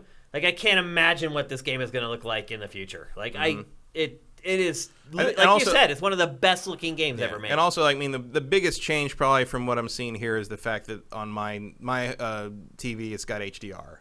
Yeah, and the HDR with the deeper blacks, and I mean, especially in the dark areas where like you still see the details, but you don't see, it's still dark, and then like the light like illuminates it differently, and you fire the gun and it flashes and everything lights up like that. I mean, does it like change the fact that you're still doing basic Gears of War stuff over and over? No. But like, man, like the visuals just make it pop in a way that like the same way kind of God of War worked. Like it was just like it's like.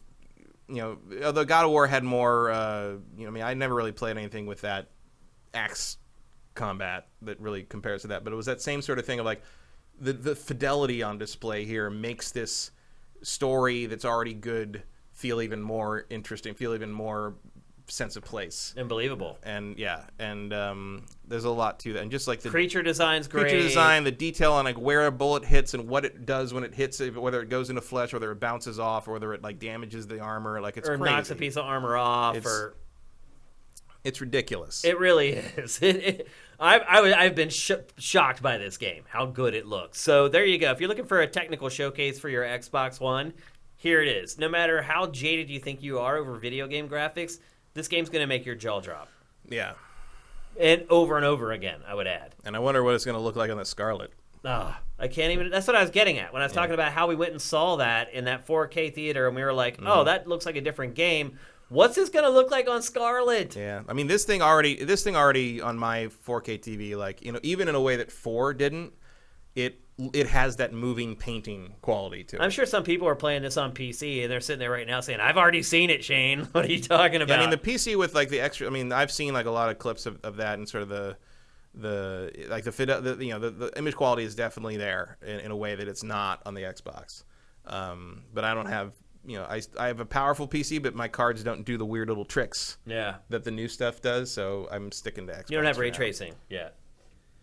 But very well. I mean, it doesn't reinvent the wheel, but like, it's one hell of a ride. Yeah, so I mean, and look, the way it's paced is just crazy. Yeah, like as soon as something happens, it doesn't feel like that thing that Gears 4 and Halo 4 and 5 did, where it's just like, get on with it. Like, there's none of that. 4 had that thing where it's like you were just constantly trying to rescue someone, either Marcus or Kate's mother, and like that's the whole story. Yeah. But like they're finally delving into kind of what the world is, what these creatures are, why it's happening, what happened to Kate, why all this, again, the most interesting part of Gears of War is the literal last shot. Yeah. Where you see the back of the amulet. Yep. Which is revealed to be the locust symbol. Yep. And so now this game deals with the fallout of that. The one thing I will say is Kate is continually, because she's connected to the locust queen thing, she's continually having these like headaches and visions, and she keeps going like that, and like everyone's like, "Are you okay?" She's like, "Yeah, I'm fine." I'm like, have you people ever seen a movie? Yeah. If someone is continually getting headaches and saying they're fine, they're not fine. And it's going to kill you later. Like, it's going to get way worse. I mean, at one point there's a 4-month jump here, and she's still doing that, and Dell's like, are you okay? I'm like, it's been like a year, and dude. You're still asking? Like, she's not okay, bro. Take her to the doctor or something. Like, you got to have some services around here, Well, she keeps saying she's going to go, and then she never goes. There's a point at which Marcus Phoenix just needs to take the children to the doctor. Yeah. The pacing of this game, though, literally, like, a piece of dialogue finishes, and then, like, an explosion happens. And then they're like, what is that? And then it just takes you on this whole other track down the next scenario, basically. It's just relentless. It never lets up. They're always moving you forward. They're always putting you in a different environment. Like, it's the pacing not just the pacing in terms of like kind of like, oh, the set pieces happen one after another, but the pacing in terms of everything. Like what you're doing and why you're doing it shifts from a story angle in a way that no major Microsoft game has in years. Like, I hope the Halo Infinite guys are paying attention to how they wrote this. Yeah, well, you're also talking about like you've talked a bunch about how you don't like the enemies in the last couple of Halo games and how they're repetitive. I mean, this game is just, even though there aren't like 50 different types of enemies as far as like classes of enemies, the way that the plot and the story cycles you through them, you never are fighting the same enemy for like an hour straight. It's like you're always cycling through like everything that the game has. Like it's just very well shuffled, paced very well. And they think about, like, you know, they'll throw a different type of enemy at you after like a bunch of others, and you're like, oh, I'm not equipped for this, but if you look around properly, you'll find you can find it. They'll have the weapons there that you need to get through it. I mean, just the robot Jack, like that's a whole other layer of. Oh, I love the spark traps. Yeah, they're great. So good. So you can use him to do all kinds of stuff. He can just fetch stuff. So if you see a weapon or a pickup that's like across a ravine and you don't want to waste your time trying to figure out how to get there, or maybe you can't get there, you can send him to pick it up. He opens door latches, he attacks, he defends, he heals, he revives. Like the Jack stuff is like really clever, but at the same time, like playing, I'm like, I can't believe they didn't do this in like Gears 2. Yeah, like it was seems right so there. obvious. Yeah, maybe in hindsight.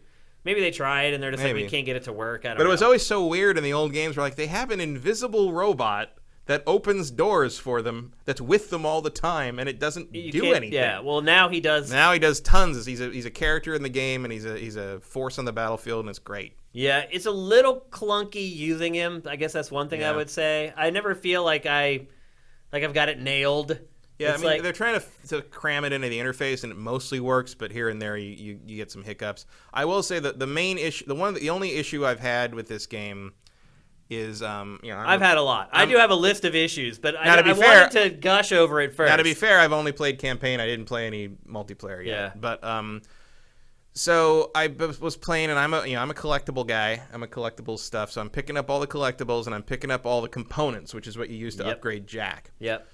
And at one point, a pretty big tree for Jack. Oh yeah, I might add. And at one point, I accidentally moved on to the next chapter without picking up all the stuff I wanted to pick up. So I backed out. On my list of complaints. So I backed out, and I restarted the previous chapter so I could go through and pick up all the stuff. And when I did that, all the components I picked up for Jack were gone. What? Oh, we haven't even gotten to the fact that this game has. Everything was gone. And basically everything from that chapter was gone, and like basically, but then I had a certain amount of components, but not the amount of components I should have had at that point. That sucks. And then it turned out that some of the upgrades on Jack were upgraded. I hadn't upgraded anything, but there were upgrades that had been chosen and upgraded for me, and I couldn't figure out why. And then I added it all up and refunded the points, and it added up to how many I was supposed to have at that point. So they had spent them for you. They had spent them for him, but then if I go back to the previous chapter, all those components are back again. What? But then if I go back to the main menu and look at my collectibles there, it lists all the components I picked up as picked up. This game is hard crashed. I don't know how you screw up collectible tracking in a game this crazy ambitious in terms of tech, and like that's what goes wrong. I mean, apparently, so I don't know for sure, but what I was reading on Reddit and stuff was that the component tracking and the collectible tracking like failing like that is apparently part of the fact that they keep the saves as part of like the connected to the server thing, and because the servers are so unreliable right now that if you can lose connection and not realize you've lost connection, and if they don't save the collectible or the component through that, it cannot register on certain parts of the game. But I've had it crash out to the dashboard like 5 times. So basically, I haven't had any crashes. I've seen our friend Mike Benson. Yeah. He sent me a little video of his character disappearing, and it's just a gun floating in midair. I've had lots of little stuff like that. So I haven't had any glitches like that. My only problem has been it screwed up the collectibles and the component and the collectibles. I don't care that much about because it's just a thing. It's just a You can completely respect them, but I'm still missing some stuff I picked up. And so the problem is like, well, I can't fully upgrade Jack if it keeps doing that. So it kind of put a damper on my enthusiasm for the Jack aspect of things. And not that I use him all the time or anything, but like I use them at least once every battle. It bugs me that like I spent all this time looking for these components, and now a bunch of them don't exist, or I got to go back and play it again. And one of the one main thing I would have to play again is the first chapter of Act 2, which is mostly like walking slowly through a town. Yeah, and it's just like I don't want to do all that. There's some good battles in that little section though too. After you walk slowly through the town, yes, it picks up. It picks up quick too. There's some crazy battles on that street out there, but. Yeah, I've had it crashed into the dashboard at least 5 times. I've had all kinds of weird bugs. A lot of times the game will snap out of them, which is really weird. Like, stuff will disappear, and I'm like, oh, I might have to reset, and then it'll appear. I had quests, like, where things didn't spawn that you needed to complete the quests. Like, there was one room you walk into, and there's a terminal that you need to use, and the terminal never activated for Jack, so he could never interact with it, so I had to go back to the checkpoint. Now, the good news is... this game is crazy checkpoint happy. Like, even when I've had these problems, I think I've literally lost like 5 minutes of my time max. So for me personally, it hasn't been that bad as far as like, oh my god, I just spent all this time playing and it's all worthless or it's ruined or whatever. The checkpoints and the saves, now here's a cool feature too. In big battles, like your team is like, what do you want? What kind of support do you want? And like I always, what do you usually choose? I usually choose the big like dude that comes in and just wrecks shop. I tend to forget what the names of them are. I do too, but I always end up choosing like the big dude that just drops down out of the sky and just starts destroying the enemy. Like, well, I'd love to get that giant mech back from the end of 4. Yeah, well, maybe eventually. Yeah, I've seen a couple of them wrecked in places. Yeah, they're in the game, but whether you get to control them or not, we'll leave that up to for people to discover on their own. Now, I have a litany of issues with the game that I've uncovered, but I wanted to express how much I have enjoyed playing this game before I start nitpicking it. So the loading times are abysmal. Maybe that's not a problem on the X. Yeah, I haven't really on the base Xbox One. When you load the game up for the first time, it takes 3 minutes and 20 seconds. It did take a long time to load up the first time I started it up, and then like it finally got into the tutorial and like that tutorial that they force you to go through. Yeah. That's a terrible decision. That should be completely optional. Like, well, you can skip it. How? I think you have to just go to the menu and quit out or whatever. Oh, I thought you had to complete X number of them before it would let you skip out. No, it would. Because I hit start and it wouldn't let me like. It definitely offered to let me skip it, I think, but I didn't skip it. I just played it. I played it. It was awful.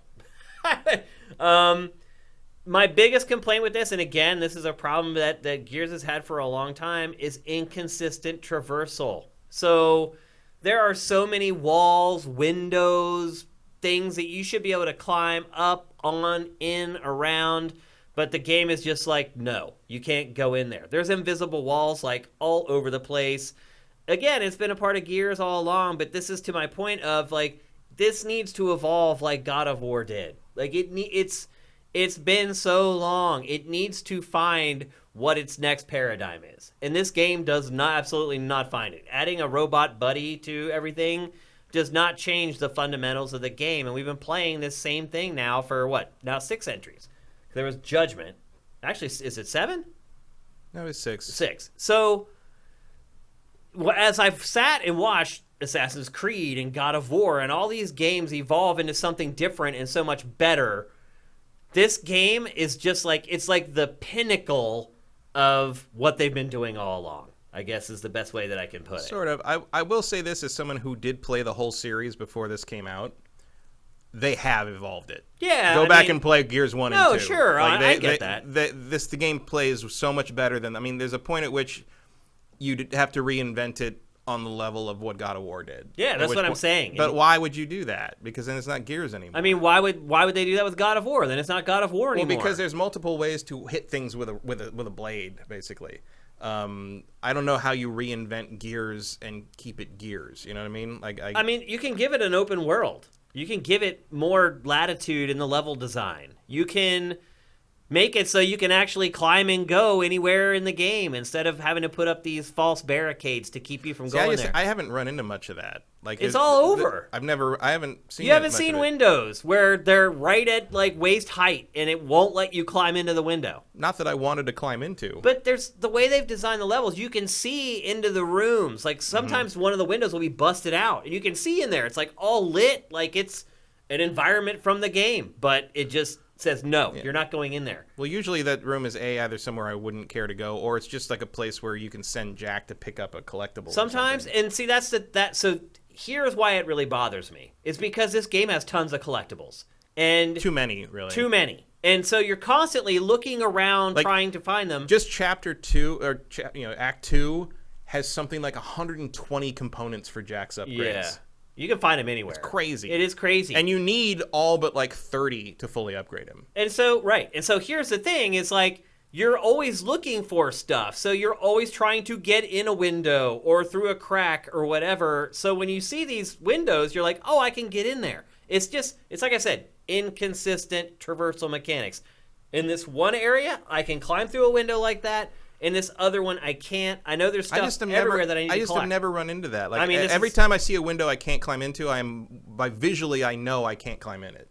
What is it that tips you off? There's just like a standard set of parts in the game, and like if it's a window you can climb in, it has a certain squareness to it that a lot of the other windows don't have. I have not picked up on that at all. It's just, I've just stopped looking because I've played a whole fucking lot of Gears in the last couple of months, and like you just see. Well, maybe that's part of pieces. It. Maybe that's part of it. You've been playing so much Gears. I have not, and I finally gave up and stopped. Well, you might also be assuming that because of how good and how different some of this looks, that they might have also refined that, and they just haven't. It's just the same. It's still made of the same pieces. My point is, most games don't do this anymore. Most games, you can go anywhere, and they give you the mechanics to climb and climb down, and this, again, it just feels, a lot of this game feels like the perfect version of Gears of War, but not something that has moved forward and moved past a lot of the tropes that the franchise has had for a long time.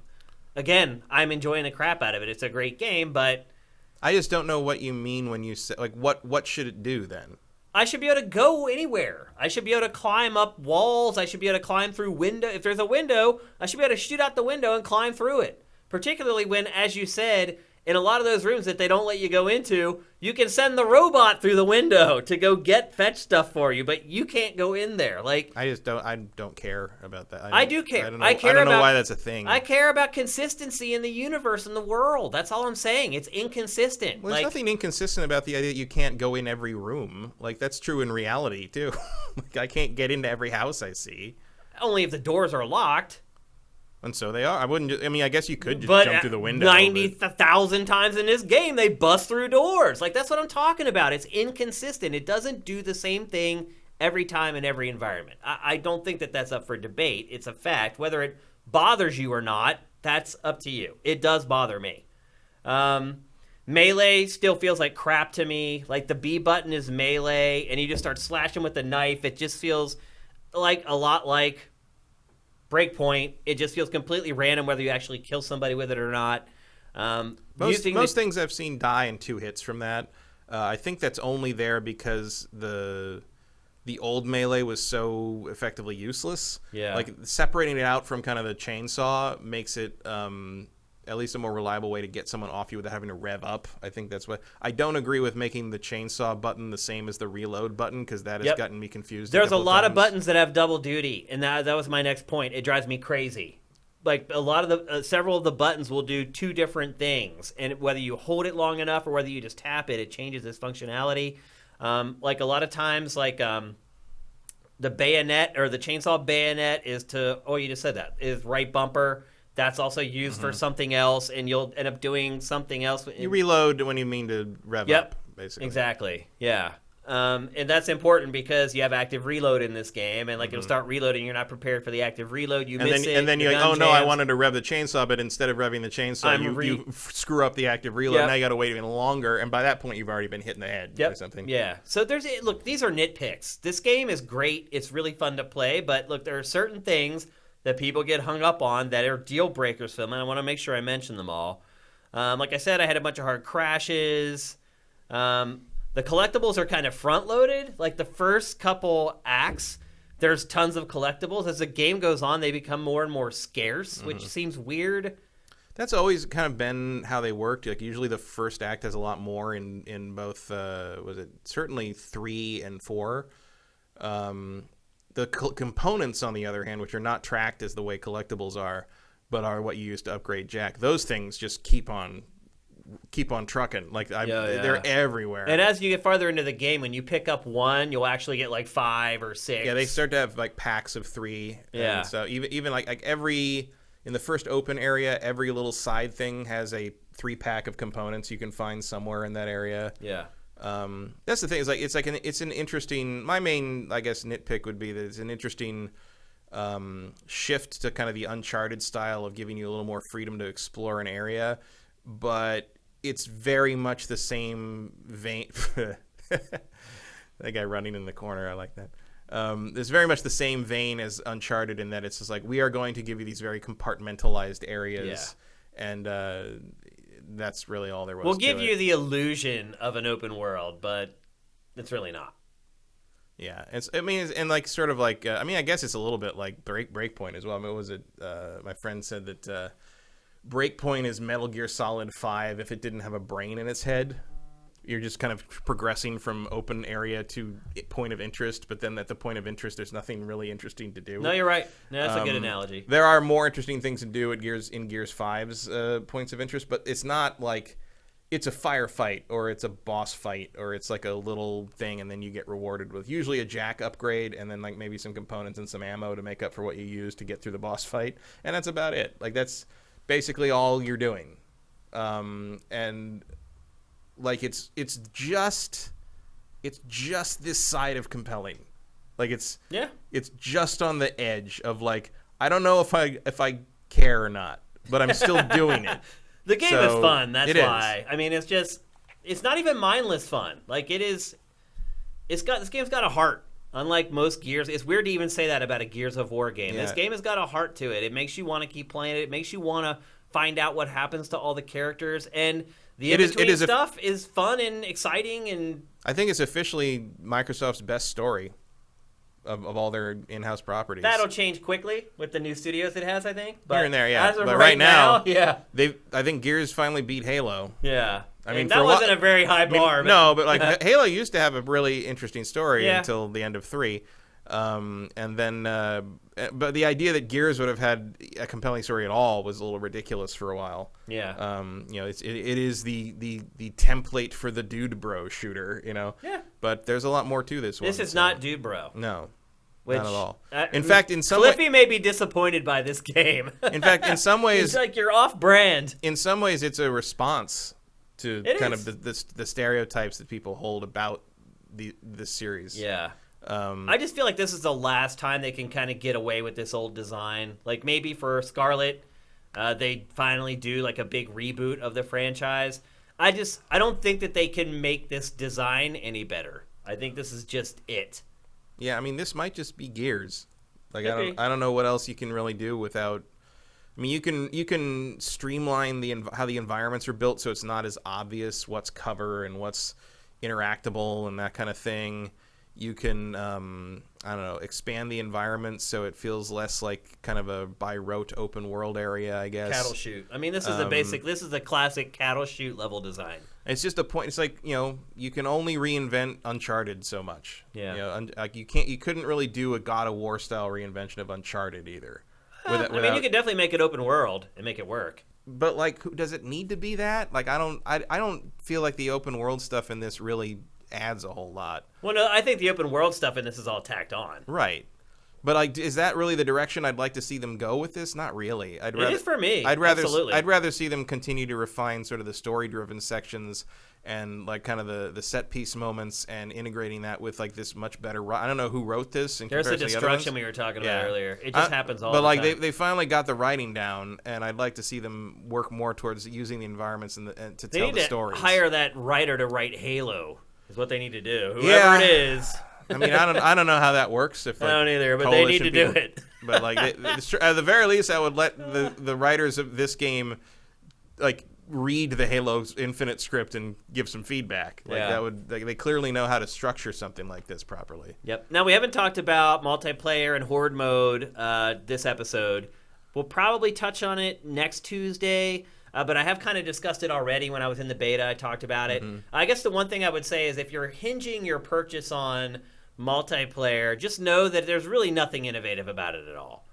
They made a big hoopla about it, like, before E3 and everything, but the Horde mode, I think, might be a little worse than prior Horde modes. It's definitely not any better. And some of the other new modes that they've debuted, to me, are just kind of trash. The competitive stuff, it's the same, but prettier and faster. So I wouldn't say that, like, don't buy it because the multiplayer is so bad. Just don't expect a lot of changes or innovation or anything different. But the campaign... I think the campaign is almost worth the price of the game alone, especially when you consider you can play it for $12. It's like you get Game Pass for a month, you buy the Ultimate Pass for $2, that you get the Ultimate Pass for $2 for 2 months, and you're playing Gears 5 for $12. That is a no-brainer. In fact, I would just say right now, everyone who owns an Xbox should go get this game. Go get it on Game Pass for $12. As long as you're willing to play a shooter. Yeah. If you like Gears and go get it. Like, it's a no frickin' brainer for $12. And even if you haven't played Gears 4 or whatever, like, they have previously on things it's like to a catch 10-minute catch-up video. And, the catch-up video on Gears 4 is pretty short. It's like... It's just like, they went and found Marcus, and the She's swarm having came headaches back, and she found her mom, and the end. Yeah. Like, it kind of actually betrays that not much happened in Gears 4. It does, which is accurate. So it's... but I think both of us thumbs up for this game. Yeah. It's better than I thought it was going to be. I would argue the reviews are probably a little low on this. Yeah, I can see, like, not being enthralled by the multiplayer. Like, it certainly hasn't tempted me into that space much. Yeah. But the campaign is fantastic. It is, man. It's really well done. It is really, really good. I honestly didn't know if any of Microsoft's first parties had it in them anymore. I didn't either. I'm starting to wonder. Coalition, though. They did it. They nailed it. So I see the JBone29 says, LOL, the multiplayer and Horde are fairly different. I would like to hear why you believe that. If you want to add a note, actually, we're about to jump to our Q&A, so maybe you can type it in and we'll bring it up when we get to the Q&A. So anyway... There's our takes on the Gears 5 campaign. Both of us love it. We're having a blast with it. I'm almost done. You're about halfway, I think. In. Yeah, it's great. If anyone's hating on it, don't listen to the haters. All right, it's time for our trailer of the week. Tokyo Game Show is coming up. It kicks off on Thursday. As always, you want to be on sifted.net. We have all the big media, all the big streams, gameplay, trailers, streamers, YouTubers, all that stuff from TGS will be all over the site. We have a top 10 most anticipated games of Tokyo Game Show coming up. In fact, it might be sitting in my inbox right now. So when I get back from this, I should be able to publish it pretty quickly. But Tokyo Game Show is coming up, and undoubtedly one of the biggest games is a game that we talked about last week, which is the next game, kind of, in the Resident Evil franchise. It's called Project Resistance, and they've unveiled the debut trailer. Let's take a look.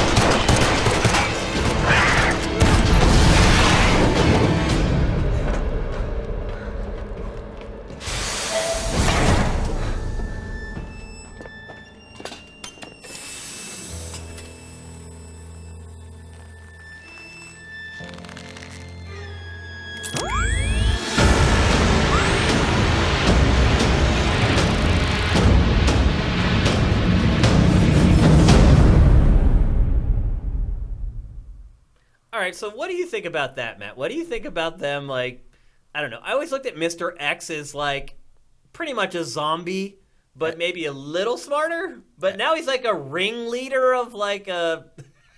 I could like not Saul. Possibly care less.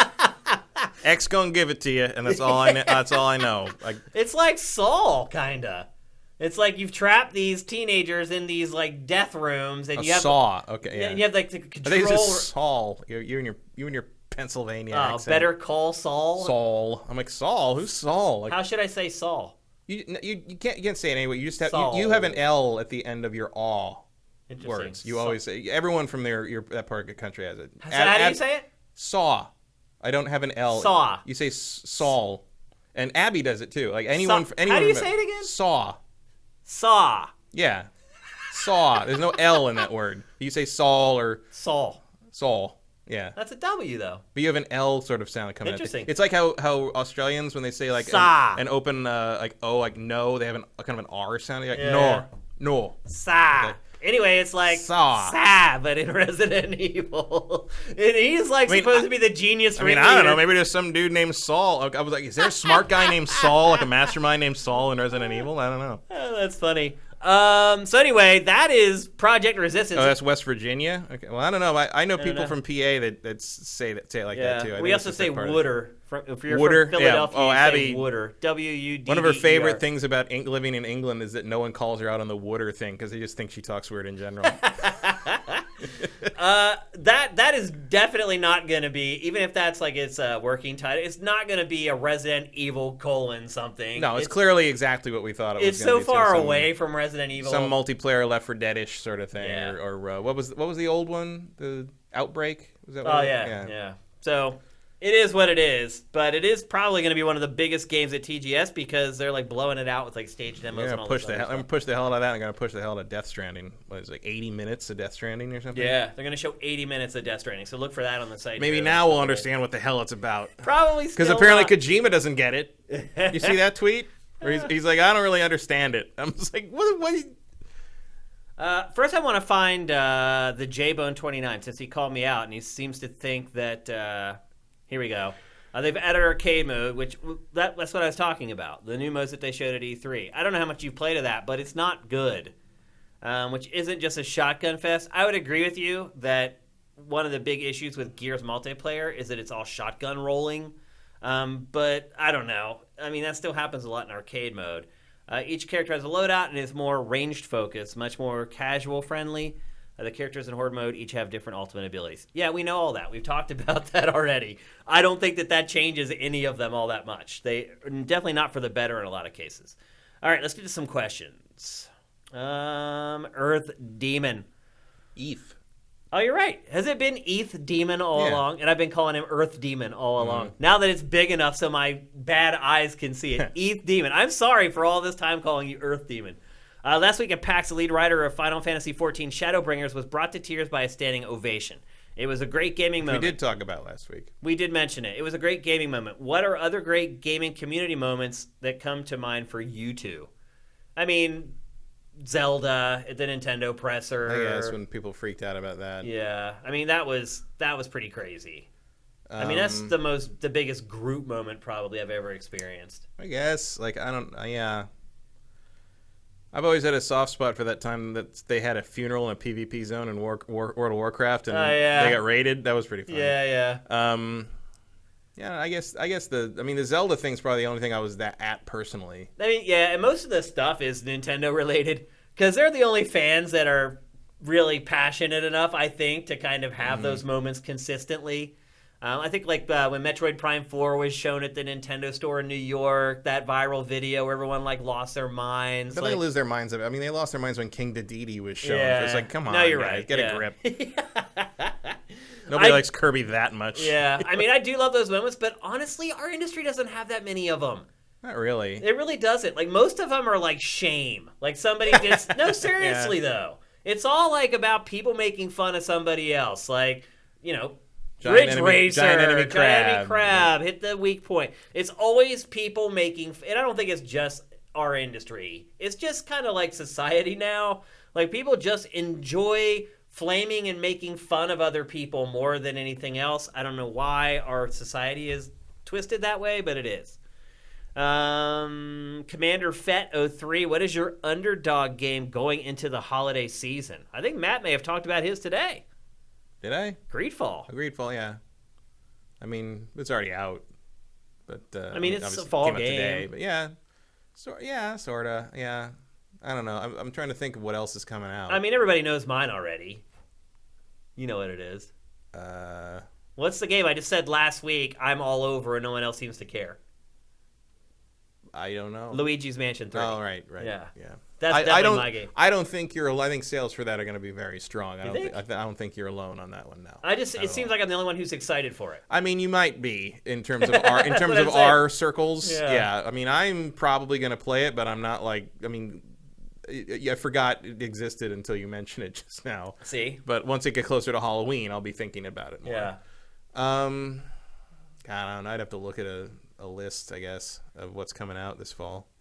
Okay, here's one from Super Cordon Bleu. Smash Ultimate has over 80-plus characters at the moment, including DLC. Once the new DLC is released, Smash could have close to 100 characters. I don't understand why Smash fans still demand more from Sakurai. Where does a Smash sequel even go from here?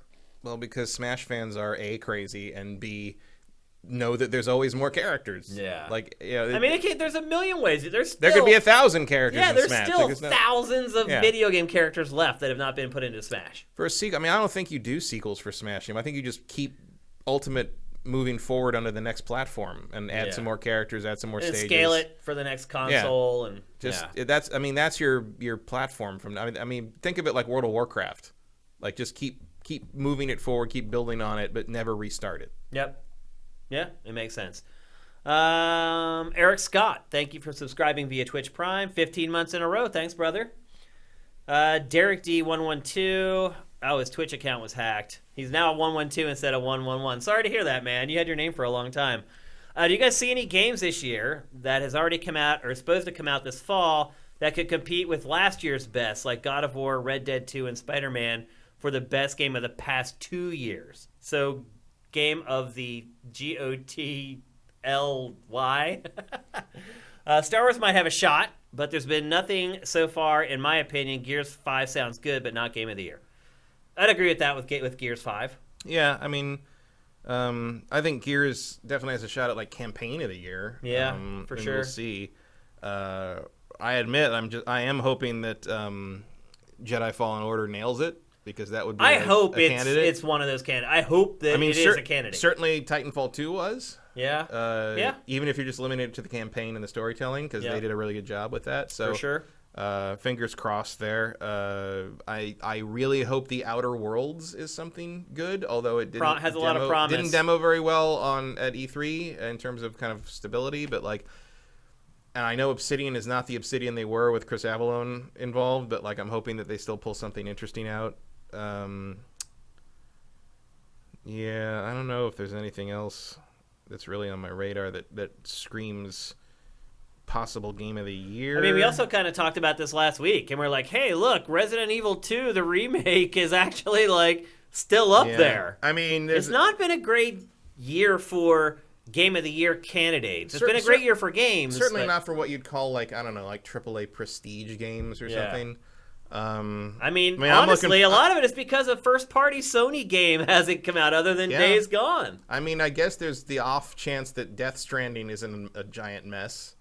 There's also, I mean, I'm sure that will be the default game of the year for Kojima fans, whether it's good or not. But like, you know, Sword and Shield has potential. I hope Shenmue 3 doesn't suck. Doom Eternal could catch me off guard and be the most fun I had all year. Like, I'm not going to count that one out. But yeah, I mean, it's a more muted year than last year. I mean, last year just had, I mean, you don't get a God of War and a Spider-Man every year. You know, like it's. We got a Red Dead. That's once every 8 years at like best. Let's see. This year is, I think, just sort of an off year in some ways, especially because last year we had all those amazing first-party games and Red Dead and such, and then next year we got new systems. Like 2019 just doesn't compare. Yeah, but there's still some good stuff. Yeah, the Japanese dude says Kojima said he doesn't exactly know how to categorize Death Stranding's genre. We're all right there with him. Yeah. Yeah, I think he likes it that way. I think he wants people. He likes to make up new words for things, and yeah. I mean, it's not like tactical espionage action means anything either. We've just heard it so much that we just think, oh, that's what Metal Gear is. Yeah.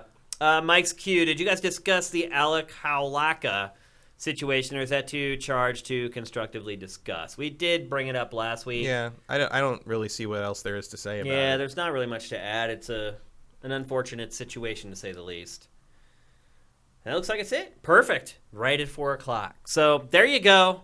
That's GameFace episode 181. Again, we are on iTunes. Head on to, you can Google it. We're the first result that comes up. Just search Sifted iTunes or GameFace iTunes. It'll pop right up. Even if you watch the show on Sifted or on our Patreon, we'd appreciate it if you could leave us a review and a rating. It helps with the podcast bubbling up. Also, look in the next week for us to appear on Android, which has been a long time coming. So all of you guys who use Android phones, you'll be able to get our podcast there as well. Folks who are watching on YouTube, thank you for your support. It'd be great if you can help us out with Twitch Prime. If you can't, share the show. If you like the show, share it. Share it on Twitter. Share it on Facebook. Share it on YouTube. If you have other podcasts you like and you're on there and you're like, hey, here's another podcast you guys might like, share it. It can make a big difference for us. So I think that's it. We'll be back next Tuesday, same bat time, same bat place. We'll be talking Borderlands 3 and probably another gaggle of awesome games. Everyone have a great week. We'll see you next time. GameFace is up and out.